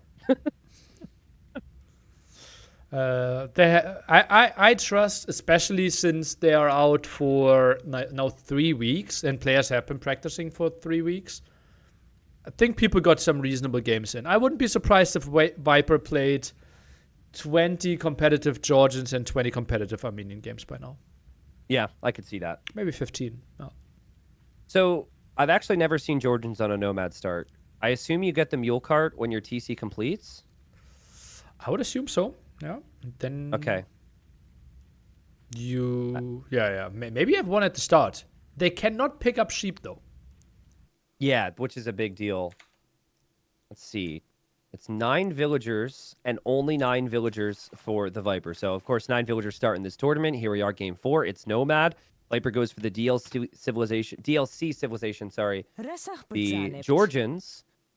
And when the TC completes, wherever Viper chooses, he will get a mule cart from the TC. And that mule cart works as a lumber camp, a mining camp, or actually a mill specifically for deer, not for farms or for berries. Koreans for Villese. He used this civ on Nomad against Doubt in their decider in the group stage. He's very comfortable with it. I like the Koreans pick in the realm of the whole draft, right? Villese is not a player who drafts early for Nomad. Picking Koreans kind of in the middle of your plans feels very nice. Yeah, Koreans are really good on this Nomad version, right? You start with 9 villagers, and all of them already have the vision, right? So you see quite a lot of the map. This is actually like spawning kind of in a line, so not the craziest vision for him, but also wood discount, nice for your water. Towers are quite nice, and they're simply not picked that highly. So squeezing them in as number 4 or 5, and you have a really solid civ. Yep, finds the boar right away. I found that with the 9 villager Nomad, players just, since they have more vills, they walk around the map more. And so they encounter things, and it makes the start maybe a little bit easier. But I also think the Nomad generation has been really good. I've never really seen too many awkward gens. And players normally able to find the boars. Things are pretty consistent. Viper brings in his boar right after Villese has done so.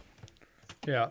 I think, this is certainly one of the best Nomad versions we had of all time. Also, interesting decision by the tournament hosts and map makers that there's never landlock, right? So water is always accessible around the whole area, and that makes fighting for water a bit more important and more viable. Yeah, I do also, I really like the pond potential.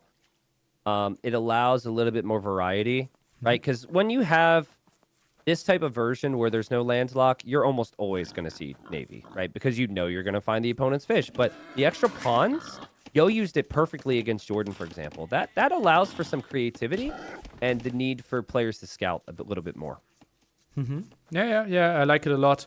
And also that it's limited, right? In some generation, for example, TTL, we had them really big sometimes. And I know one game against Magugu where I just docked the center and had like 12 deep fish and could basically get Portuguese fast in just with the pond in the center.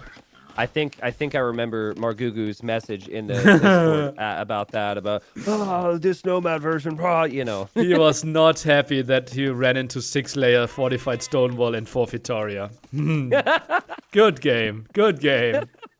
I'm glad that gave you some memories, Nilly. TTL, best tournament ever. Oh man. Well, you know, Viper doesn't really need to use this mule cart to drop off the wood for now because he is next to the wood. It looks like right now he might be rolling over to the golds. No, I think he's just scouting with it, honestly, because he already sees the gold on the right-hand side.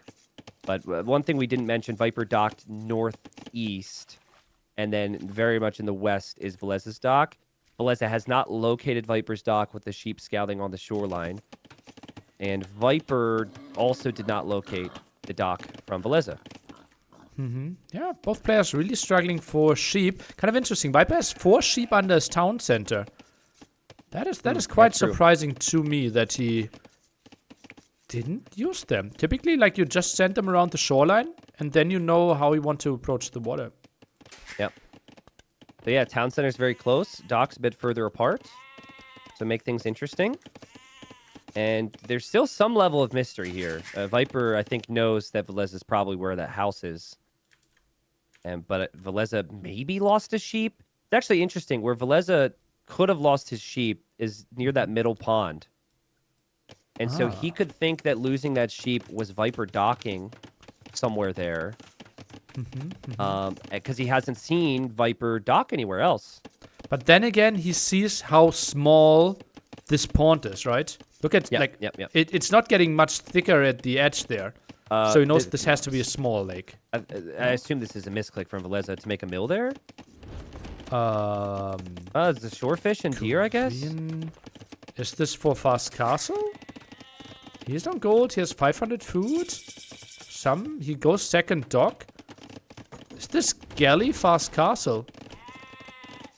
Yeah, it seems like it. Viper's on stone, by the way, with the mule cart in the north. And he's also double docked, so he's going to add fire galleys first to kill fish. Actually, I think they're both going to do the same thing. Imagine that between these two players. It looks like the exact same build, except for it's fire galleys for Viper and galleys for Villese. Yeah, obviously galleys, the preferred choice there for Koreans, because in relation to gold, it costs more wood, and if you have a wood discount, you kind of want to go for that unit. Yeah. I think also you don't necessarily feel comfortable going into a fire galley war if you can't make demos. And that is the case for the Koreans. And the TC has been spotted. Villese deletes what's left of that outpost. And Viper almost killed a villager there. But that is like... That have me a little bit worried if I'm Viper and I'm seeing outposts around the front of my base. This is what's fun about Nomad. If there's a starting scout, then this doesn't happen. But there's no scout, so the outposts add a ton of value in vision. First fire galley goes in there. Villese sends the villager away, sends the fishing ships away, and the two galleys are not used for defense. They are being used for sniping fish. Yeah, and we'll see if Viper spotted that. It doesn't matter. So like, he's super far away. Galley on the other side, no galleys in production. Like, Viper is destined to lose at least one fishing ship. That's a very fair point. And then fires behind this for Villese, and I think Villese will keep most of his fish alive. That's interesting. So Viper wanted to kill fish and then just give up on it, right? But I think this is possibly an argument for why you see people either go fast castle with no water or just go full water, right? With nothing in between. At least a better attempt from Villese, better eco balance from Villese here, from what I'm seeing. Is this a Monaspa play? I'm shocked. How good are Monaspa against war wagons? Do we by any chance know their pierce armor? I know their HP is less than a knight. So the lack of HP would be an argument against the Monaspa. They're like glass cannons, right? Less HP. And then they also have the high attack. It's 3 pierce armor, I'm being told. 3? Normal have 3 pierce armor? Ooh. 3 base. That's solid. Yeah, there's also a Monaspa bug, which Viper's not going to necessarily try and abuse, of course. No. People are saying 2 base pierce armor. Never mind. But, like, they do destroy buildings very quickly, so... That bug hasn't been fixed yet, so Viper ever has to attack a building, which, of course, you have to do naturally in a game. It could help him break through the walls. Yeah, but it seems like a defensive castle will do the play. Villese not really going for the walls, but could certainly lose outposts and straggler houses a bit easier, and actually has quite a lot of like buildings randomly positioned around the map.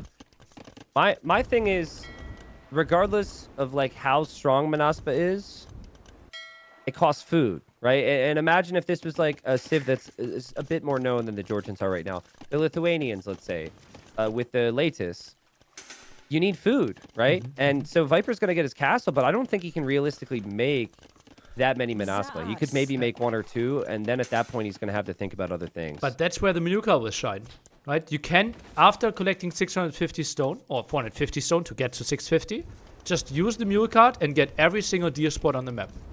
Yeah, like he is in the north right now, and he's running into ships.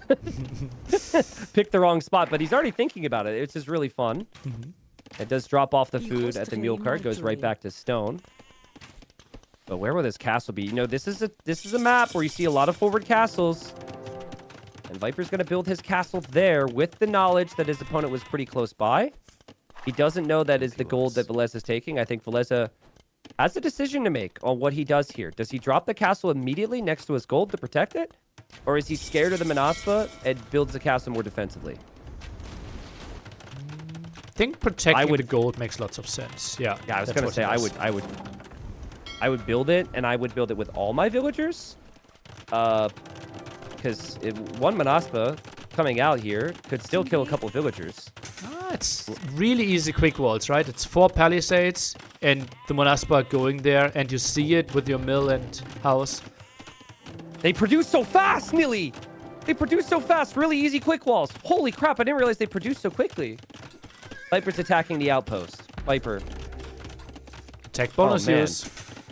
If this is against me, he goes directly towards the Villes. 100%. But you are quick wall master, no? Well, maybe it's because I'm not. Fire's here for Villese. In defense, this is where Viper's focus is. He wants to make sure that Villese doesn't have many fishing ships. Good snipes there from the Viper. And, I mean, you still have hunt villagers dropping off the food at that mill for Villese. It's so risky. He could lose all these villagers. He doesn't lose many. He moves away. Wagon's on the way now, nearly. Okay, fortified church to protect the gold there. Nice positioning. Relic will be dropped off. So war wagons, I think, still could run under it. I think fortified church is doing like 1 damage.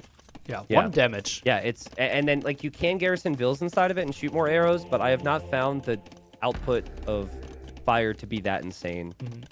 It's not intended, right? It's more of a shelter place than a real tower, for example. 75 HP before Bloodlines on these Manaspa. 12 attack. Quick wall and needed. Quick walls for Villese. And quick walls not happening. And Viper going to find some value eventually. And monks will be needed here for Villese to get some conversions. Nice job from Viper. Okay, monk out. Could be a kill. Could be a conversion. Nah, Manaspa running away. Yep. Still villagers on stone for Villese, which is with intention. Typically, you'd switch a bit off of stone if you're thinking more food and wood eco. So this is most likely for an eventual follow-up castle for Villese. Viper with 6 Manaspa now. And Viper's just looking around with the 3 Villese, trying to be a greedy boy and get the relics. That could be a conversion, though. And Viper's going to kill that monk, no problem. Yeah, nice pickup for him. And gets more value from those Manaspa than I would have thought initially. So someone's saying the bug makes Manaspa deal extra damage against archers, camels, showtails, and buildings. Oh, that War wagons much? have archer class. I'll be curious to see how much Manaspa actually does versus a wagon here. But yes. But someone in my chat actually said it only works if you have a bigger group of them. So they need to have their the extra attack. Extra attack, yeah. Yeah, which they'll get if they're in a large group.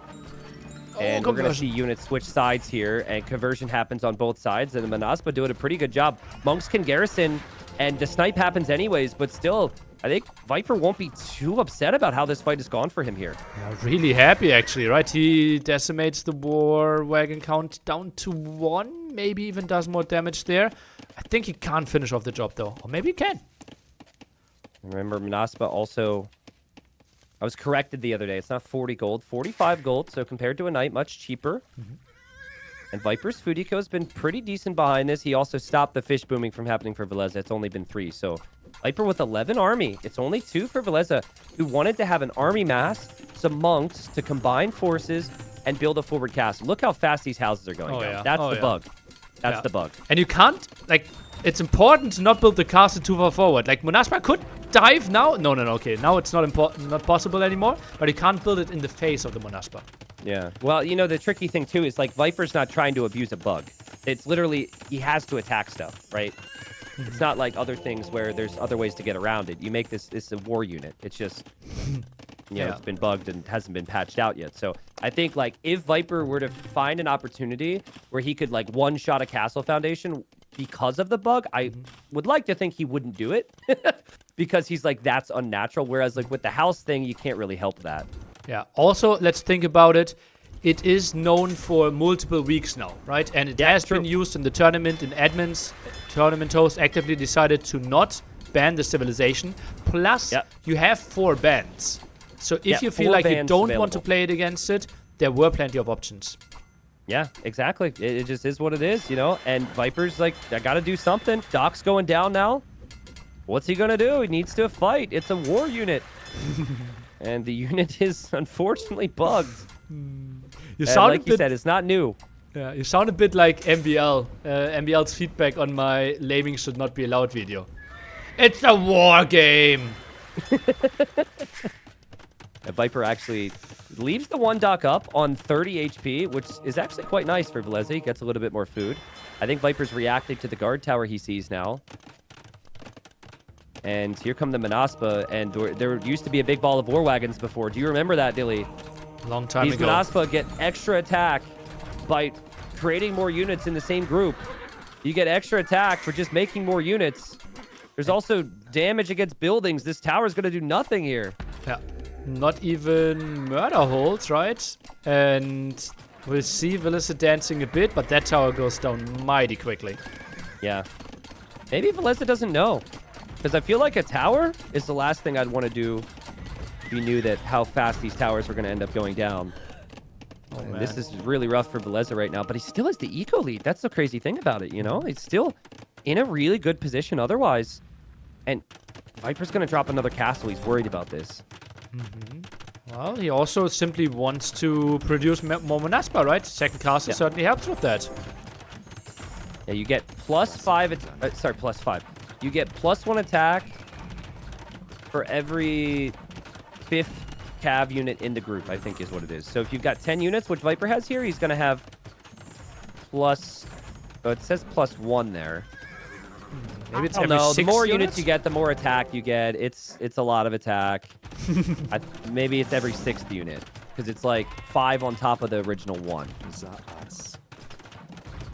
Viper's castle's going to go up. War Wagon's back away. And Viper roaming around with the Manaspa on the right side right now. Let's see what they can find. One villager on the deer, some other villagers at the bottom there. Viper only now goes for armor. Should be an easy kill. And finds more villagers on the farms. No reaction by Villese yet. Yeah. No reaction whatsoever. Does react now. Yeah, so I think if Viper actually had one more, he'd have one more attack on all of his units in that group. I think that's the way it works. And Capture Age does show it now. Capture Age didn't show it in the past, but Capture Age now updates it. And the Cav for Georgians also regenerates in HP.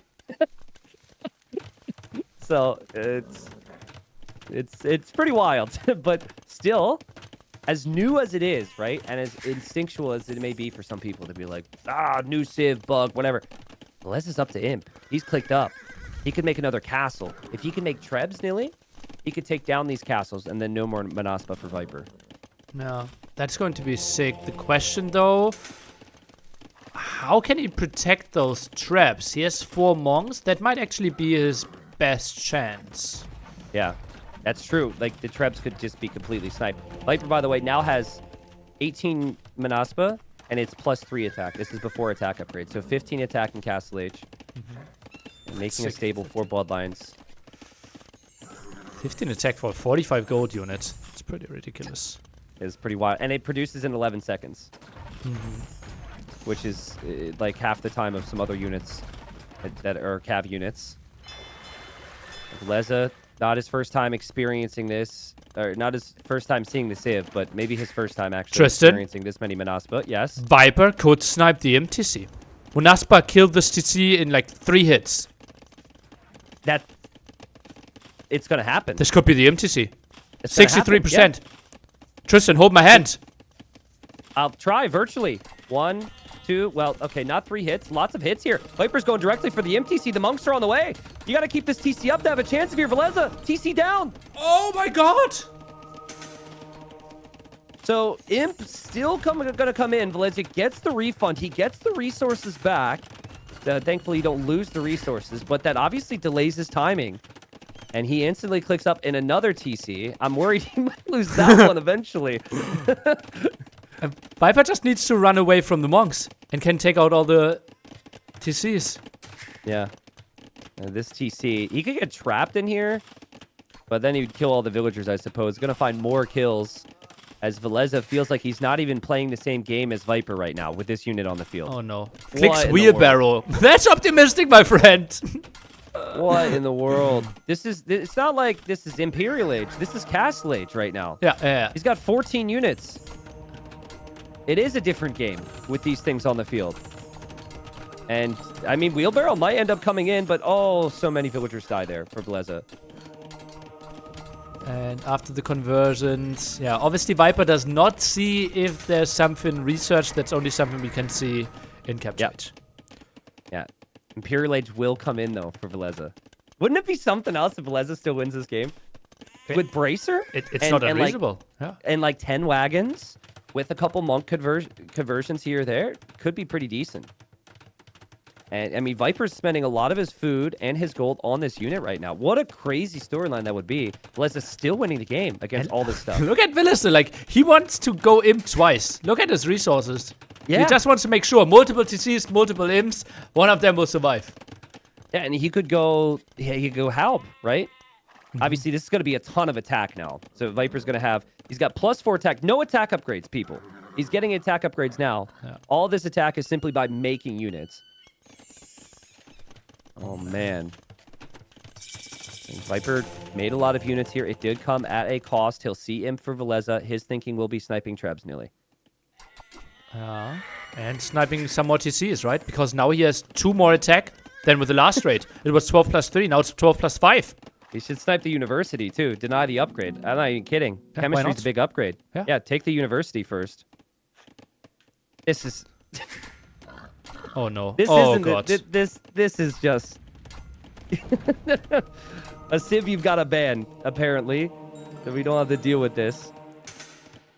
And Pike upgrade on the way for Villese. But hey, TC didn't have many villagers around it anyways, so who really cares, right? Oh. Also, on the left side, Viper underneath the castle there. There's a Treb beyond that Viper might end up finding. Viper just got 34 Manaspa. Yeah, just full play there. And I think now he might be looping around trying to go for The the Treb. trap. Those And or the monks are the monks. crucial units. I'm surprised that Villese did not tech into halbs, but he has 0 villagers on gold right now. He couldn't afford it. Yeah, makes sense.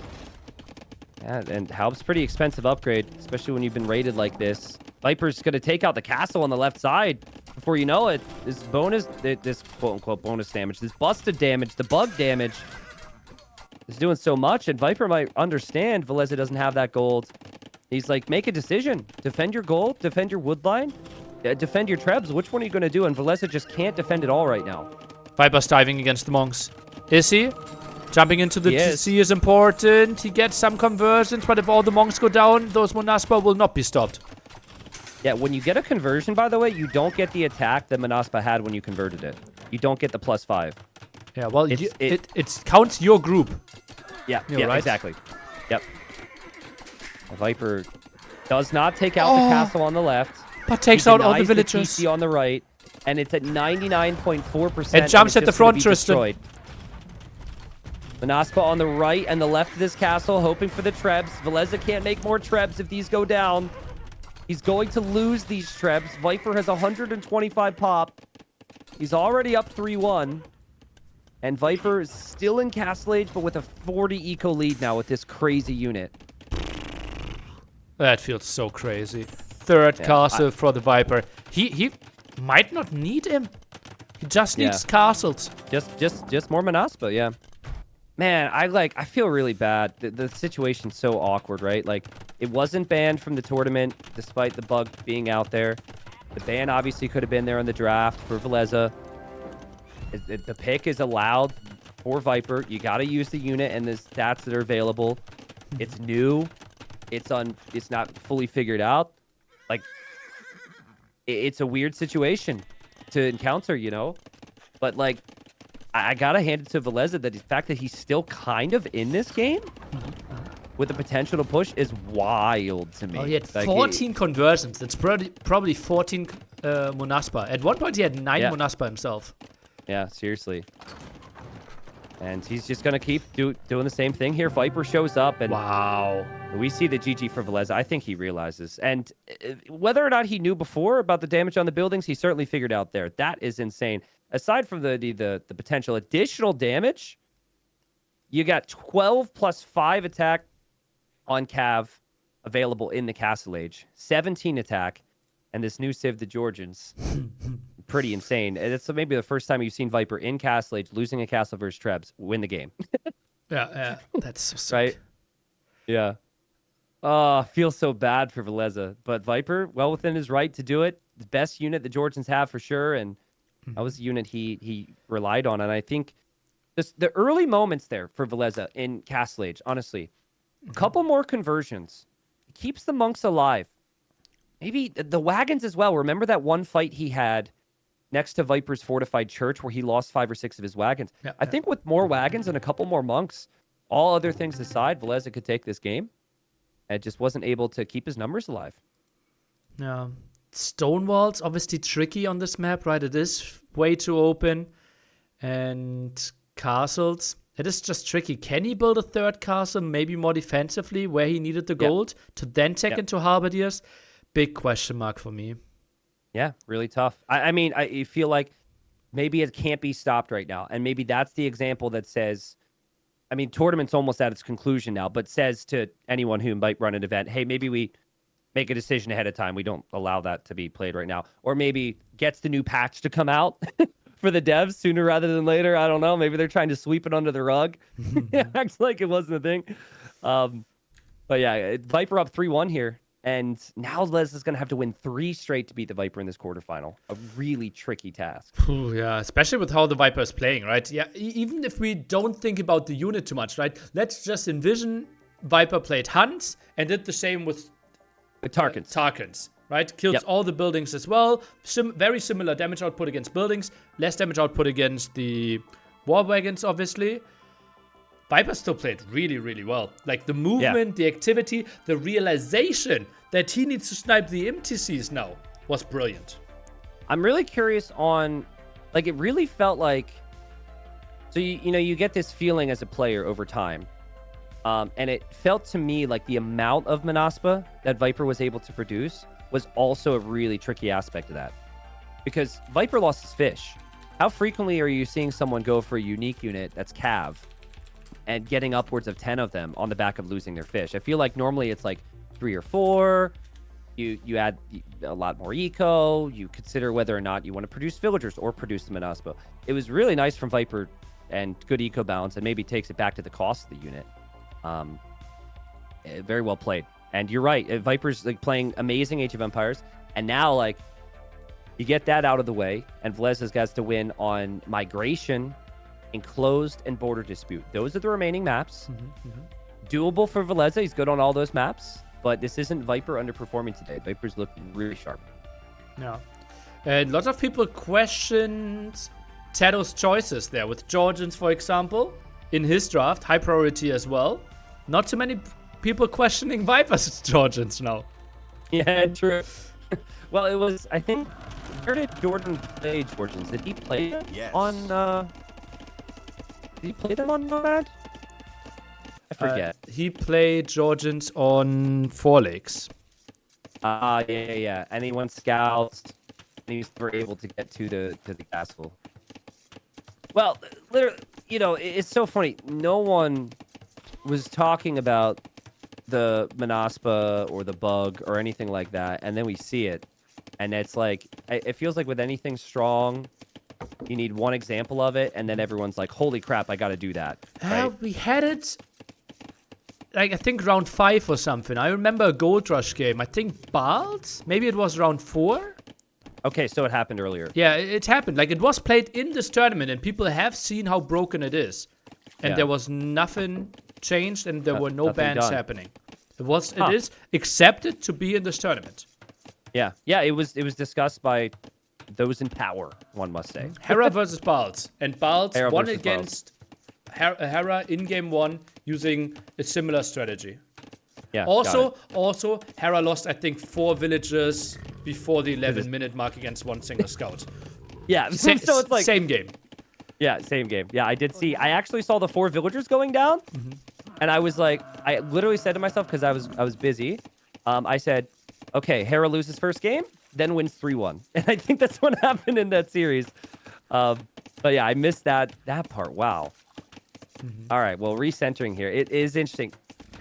The positive of people getting bent out of shape about this, Nilly, is that people care a lot. But to the people who really care a lot, Let's just relax a little bit. Okay, let's just chill. Everyone take a deep breath. People don't like the bugs. People don't like it was allowed. People like it was used. We have 4 all bans fine. for every player. If Villese, like Villese, accepted to play against the civilization. Yeah. It is what it is, right? Italians here for Villese. Portuguese for the Vipers. So this answers where we thought Portuguese was going to be played. And we haven't seen Portuguese a lot of migration this tourney or even in TTL a 2 months ago. But in the past, on any water map, you look at Portuguese and say, you can do no wrong with this civ. I think part of that is because Portuguese got better on maps like Arena and Arabia. So maybe they were used elsewhere. But extra HP on your ships, gold units are still discounted, and a civ that Viper's extremely comfortable with. Big thing though, Portuguese don't have fast fires. So fast fires typically dominates the sea in Imp. And Portuguese, therefore, likely to lose the water in Imp and have to win on land. Yeah. I think Viper also changing his approach compared to what I'm used to seeing. He's going for the 1 dock, and it's 2 docks from Villese with cheaper fishing ships. So I like the 2 dock approach. That's what we've seen a lot in the past. We'll see what they can afford off the back of this. But I think like Viper's second dock will probably just come up later when he feels the fish are more inefficient. Now the second dock. I think both are kind of playing a counter strategy to the early dock on the main island. Yeah. And that's obviously the big problem on a map like this. You have no option to scout except you're willing to take heavy losses in your economy by, for example, sending a fishing ship to the other side. Yeah, I agree. Yeah, and this, I don't want to say it's become the meta, but it has become a lot more common to see players do that. Is go for their little forward dock. Viper, no mill yet, which tells us, I mean, he could still do so, but tells us he's not going to go blacksmith market. And we have the mill for Villese. He will. It's just not a fast castle build order, right? It is a build order to counter the dock on the main island. There will be 3 fire galleys, then fishing ships, and you will still play blacksmith market, I believe. Okay. I'm curious. I guess then you've got to bring in a lot of food, right? You're not going to be adding too many more fishing ships. I think you might go up to 13. Oh, you think he'll go 3 fires and then realize there's no forward dock and add more fish? Yeah, well, you can't really break the opponent, right? Fast castle is not unlikely. And like, I think Viper might be fine with 10. But I wouldn't be surprised if Villese, especially with the Italians, could add 2, 3, 4 more. Okay, makes sense. I looked at the resources for Villese. There was some slight worry that he wouldn't be able to get the food and the gold to go up. But it's actually perfect. But it's again, actually back too to your much, point. right? Italian bonus. Yes, it could have even been up faster. Yeah. But the weakness here, you have 3 docks. But you've spent your wood on the buildings, so you do not have navy. So yes, Viper's a long way away, but Viper will have quite a few fire galleys headed over that way. Yeah, it's such a long time though, right? Villese even builds transporter now. Wouldn't be surprised if he tries to get a dock up on the other side. Really good at sniping fish then. Viper added those 2 fishing ships. Villese didn't. So surprisingly enough, Portuguese player actually has the advantage over the Italian player when it comes to fishing ships. Yeah. Really like the positioning of the docks from the both players. The original dock, you're almost fishing dry. Viper on the right. But the other 2 docks having more fish. This is why you always want to spread your docks out. Viper a fire to the north. And then Viper sending 2 to the south. And he'll find out where his opponent is, sure enough. Also, found a couple buffaloes, so he's going to scout the middle with that, which is a nice touch. And manually, I mean, it's really smooth from both, right? It's just a matter of which strategy is better. And how the execution goes. And the answer, as always, is it depends. Yeah, like, it's obviously pretty close, right? We will see Viper collecting a tiny bit more of resources. We have more center control for Villese, so a tiny bit of different approaches there, which it's surprising that Viper only now builds the transporter. Yeah. And Viper might run into that scout. Did Villese get loom? Villese had no loom. Which feels fine, I think, if you're the first to transport. But something to think about. I would always have Loom queued. Villese's got Loom queued. Viper does not have Loom queued yet. Doesn't have the upgrade. So if he shows up, and there could be army on the field, losing those villagers you send to the middle could lose you the game here. It's a big, big aspect of this map. 3 villagers here building the barracks. Still no Loom. Could he maybe forget that in the long run? I have seen so many players forget it, and players that are amazing players. So I feel like it is an upgrade that sometimes players just miss. But it would make sense that you queue it after Castle Age. I think if anything, you want to do it before Castle Age with this strategy. But Viper has found a good spot in the north here with the stable and the barracks. How many scouts are you expecting though? Yeah, actually we could have seen some. Yeah. It's a risky move. Some buffaloes being sent over to Villese's island. Love that. Viper, is he intentionally like sneaking those two fires? I think he might. Oh, the ones in the south. Interesting. And in the west corner. Yeah, I think that's intentional. Oh. Sneaky snake there. Yeah, wait for the upgrades maybe.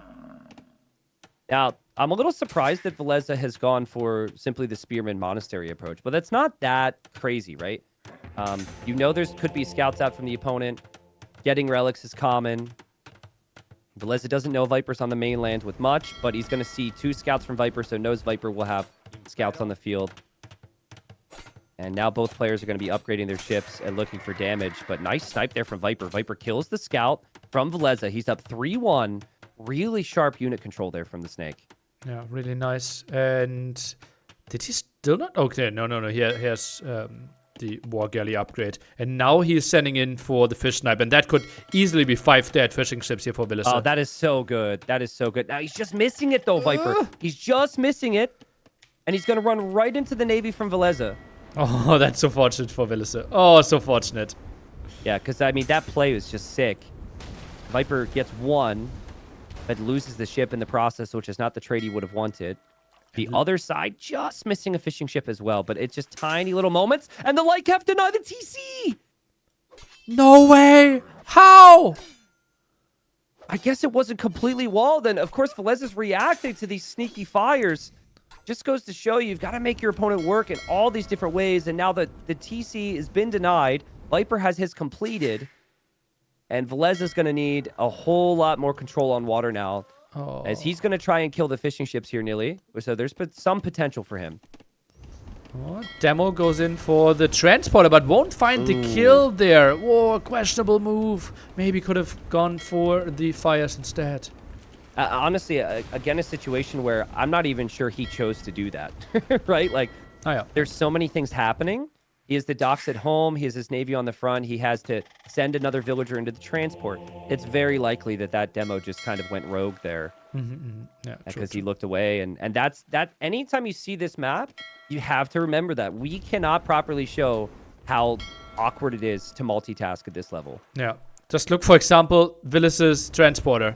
Like, villagers want to go over there. He has a water buffalo, drops it off. Like, it's wild. And Villese should know. Oh God! Oh God! Oh no! Not the transporter with villagers inside. Ooh! It's all right. They were very cold, so they're just a bit warmed up now. They forgot a sweater, so now they're very comfortable in that ship. Yeah, that's a great example, and I think Villese would also know that one demo is not going to take out a transport. It always 2 for some reason. But that hurt, right? It just simply with the Vill count. Viper's been able to get such a nice Vill lead because the second TC's been producing villagers. And the food count for Viper is really clean here. 26 on food versus the 9 on food for Villese. Both lost only 1 fishing ship. Right. Pretty impressive. Yeah.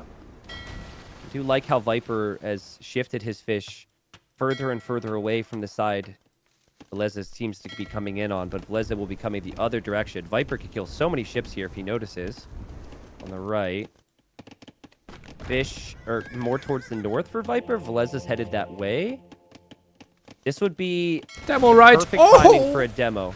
Oh, you missed it, Tristan. On 1958. I think it makes sense to go back. It was a pretty one.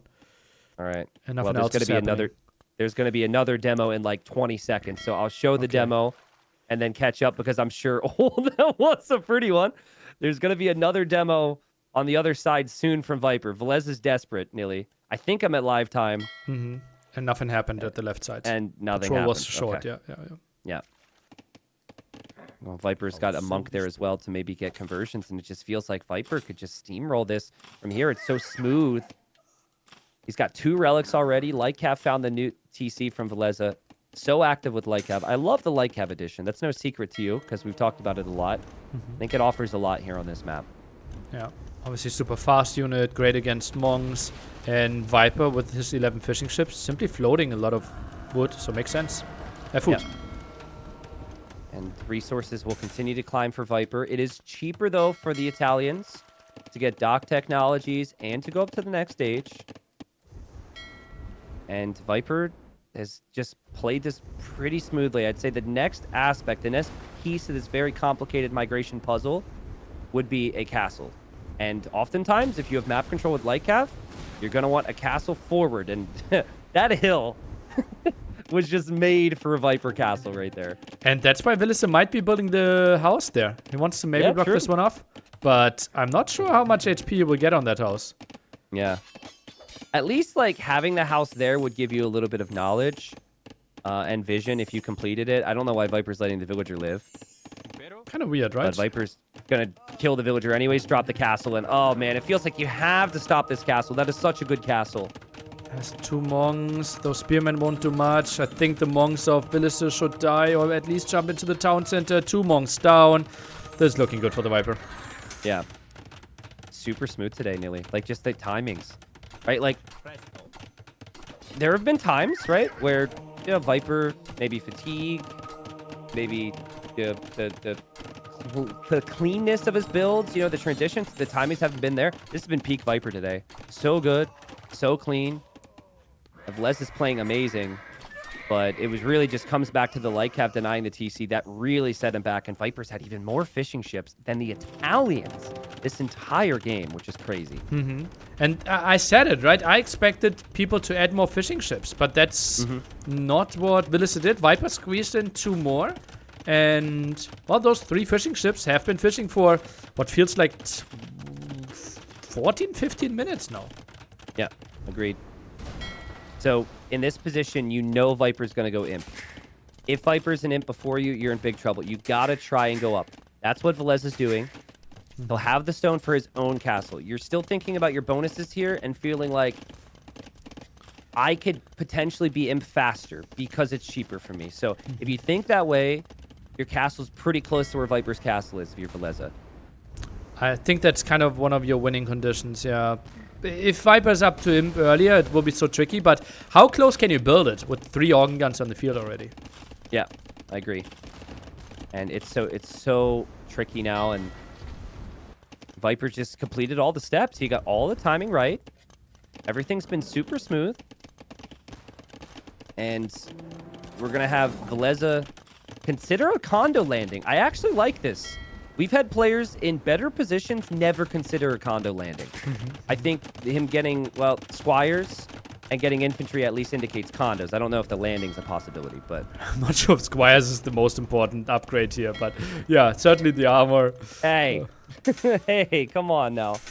Squires is great, man. A little bit of speed, run away from all the bullets. But you're most likely landing the Viper's starting island, no? Yeah. Well, I mean, I'm just not sure. Viper still has a decent amount of navy. It doesn't hurt. It's super cheap. Yeah. I think fact of the matter is, it's going to take more than squires for Villese to be able to push double castle stack from Viper. I mean, Viper's making a lot of organs. Condos are good against gunpowder. I haven't actually seen condos against the new organs, but I would imagine that organs still do a really nice job. Well, especially if you have some monks around. Just imagine like 2 condo conversions and then the organs deal with the rest. I think this should be pretty solid. Viper now also drops 5 archer range instantly, so not unlikely that he just instantly goes for Arbalists. Yeah, and has bracer, so it would make sense to see crossbowmen clicked and eventually arbs, and that's where the condos struggle. They kind of look like a Huskarl. They look like a budget Huskarl. They're not really Huskarl-like. They're not anti-Archer. They're just solid enough stats, but against Archer Fire, they will struggle. Viper? You got a Fatoria here if you're Viper? Just like one of them? I think if you're 110 villagers, you don't want one. No, actually, you don't want one. Yeah, I agree. It sounds weird, but Fatoria are more like you know that you're limited in resources eventually, or you don't have enough villagers. Yeah, no, I agree with you. I think the balance of Fatoria is in such a state where it works on the back of an all-in, or if you are just straight up like gonna run out of resources on the map. But if you're at 100 plus vills, adding a Fatoria could actually hurt you. That's my thought, anyways. Let's test how good the condos are going to be here. Obviously against villagers, pretty solid. Let's take a look at the damage output against the organs. The craziest, but yeah, no, it's still really good. And Viper gets the double gate down. And those condos have to run away. And this is like, I mean, he's committed everything to this, right? He's going for armor on these. He's going for Villese to add a little bit more armor. It has to be condo for Villese to have any chance. But look at that. In the mass, that won't really work out. Villagers at the left, are they trying to squeeze through there? No, not really going to happen. Bombard cannons would need to find some kills, but kind of tricky against the mass amount of land army that Viper already has. And Viper's going to continue to build this castle. It will be on fire when it completes. And he's also bringing in the crossbows, which will be Arbalest soon, and that will mean death for the condos too. That Bombard cannon needs to stay alive for Villese. He's going to back away with it, but he has to dive with the condos in order to save the cannons. Castle for Viper still on the way up. Viper still trebbing as well. The organ guns go down pretty quickly here, so it's good for Viper that he continued... sorry, he didn't continue with the organs, and he switched into Arbalest, and he deletes that castle. Yeah, obviously still lost a lot of stone, but the castle on the other side of Villese will fall as well against one bombard cannon and two traps. Nice shot against the obelisk. A nice shot. How is this castle still standing for Villese? It's not going to, after I say the words, of course, and now you're going to have, like, I mean, with Viper's resources, he could easily get up to 30, 40 arbalest, 5 or 6 cannons, and the entirety of Castle Age and Imperial Age as the cannons continue to hit shots. 10 bombard cannon kills. You know, the eco has been better and better for Viper, so Villese needs more trades like this to have any chance. Condos diving for the bombard cannons. Will get one, but I think that's kind of it, and that costs a lot of condos. Yep, and then the bombard cannon ventures forward, and Villese taps out, calls the GG. Viper looked so good today. And Villese, I know there's been some questions, perhaps, over the last, year. He's, I think, full-time studying and all that stuff, not necessarily full-time age. I think he looked amazing today as well, Nilly. This is just great stuff from Viper. Every map the whole way through, good strategy. The Mongols versus the Teutons was a nice little prediction from him, as well as the Manaspa play in Game 3, or I guess Game 4, sorry, and then the beautiful play here with Portuguese Game 5. Just all the tiny details were there for Viper. He moves into the semifinal. Villese, certainly a seasonal player. Together with the Max as well. In summer, they focus on studying, focusing on a bit more real-life stuff, and end of winter is where they typically shine, I feel. Yeah. Well, in 2 months, it will be very much winter, and NAC will be happening. I could see Villese qualifying for that. Yeah. At less than 2 months, a month and a half now at this point. So Viper collected 10k more res, more of every single resource. You're just not going to beat Viper at this level, I think. Yeah, that was pretty smooth. And honestly, this felt like really solid build order by the Viper. Like with the fishing ship at home and Villese, maybe not greedy enough. He had an earlier Castle Age timing. He had look at that, Castle Age timing 140 earlier. But it didn't really matter because Viper had better fish and distance is so long. So good. Let's say, obviously, it's less complex than this, or more complex than this, but let's say there's 10 steps for you to have a perfect game, right? Step number 1 and 2, maybe your initial build. Step number 3 through 5 or 6, what you're doing up to mid-castle, and then the rest up towards him.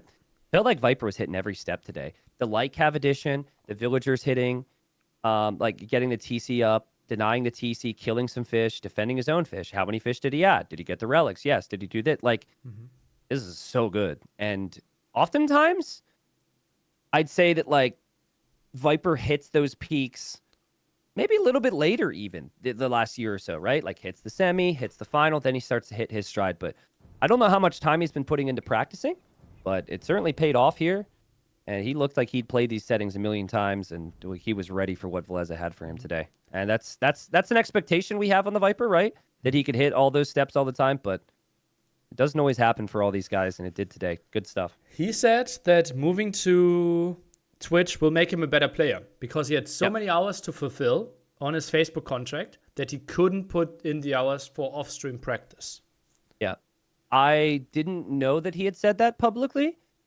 I never wanted to say that I could tell the difference over the last 2 years, and I definitely could tell the difference. I could tell that he would come in a little bit underprepared because of the hour obligations and all that. But what type of loser streams on Facebook? Viper streaming on Facebook? What a weirdo. Shame. Fun series, Nilly. Good cast, man. I had fun. The games were really good. Like, this was really fun to break down with these two today.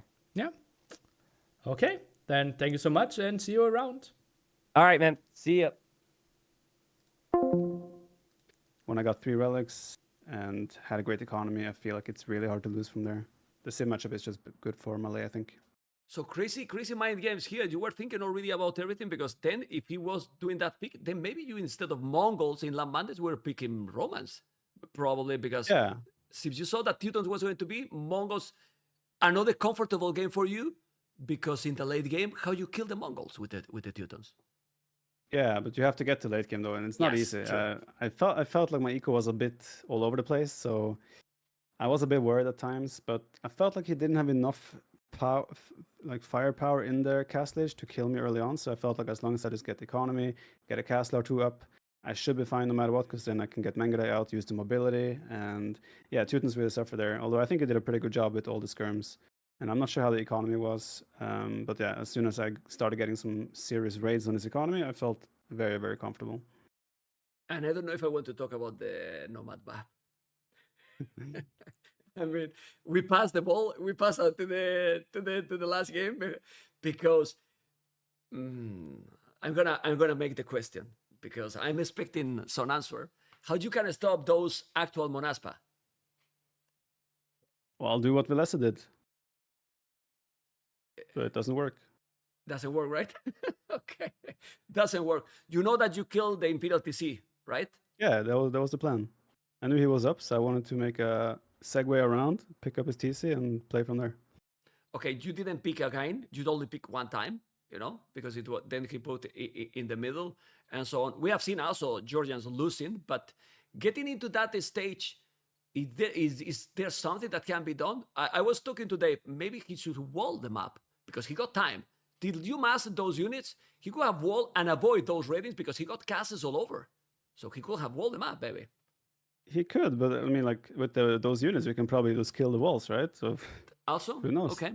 Okay. But no, I think walling is like, don't let the mobility kill you, right? Because even if it gets to imp, I have 50% cheaper repair on my castle as well, so I can repair forever.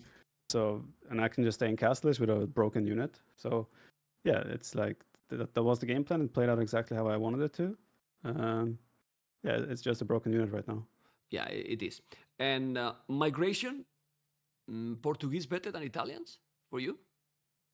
I don't know. I feel like maybe he pushed castlage too fast, because I felt like he didn't really have any, like he wasn't, it didn't seem like he was strong on land or water. He was kind of in the middle of the park, right? Obviously, I was lucky that I was able to break into his palace side, deny his town center on the middle. After that, obviously, I felt in a very good spot. But yeah, felt like he didn't have any pressure on water either. So it was, again, just a very comfortable game for me. Felt like I could just macro up and try to take a decent position on the middle. And yeah, that's exactly what happened. TheViper, tomorrow we have a great semifinal.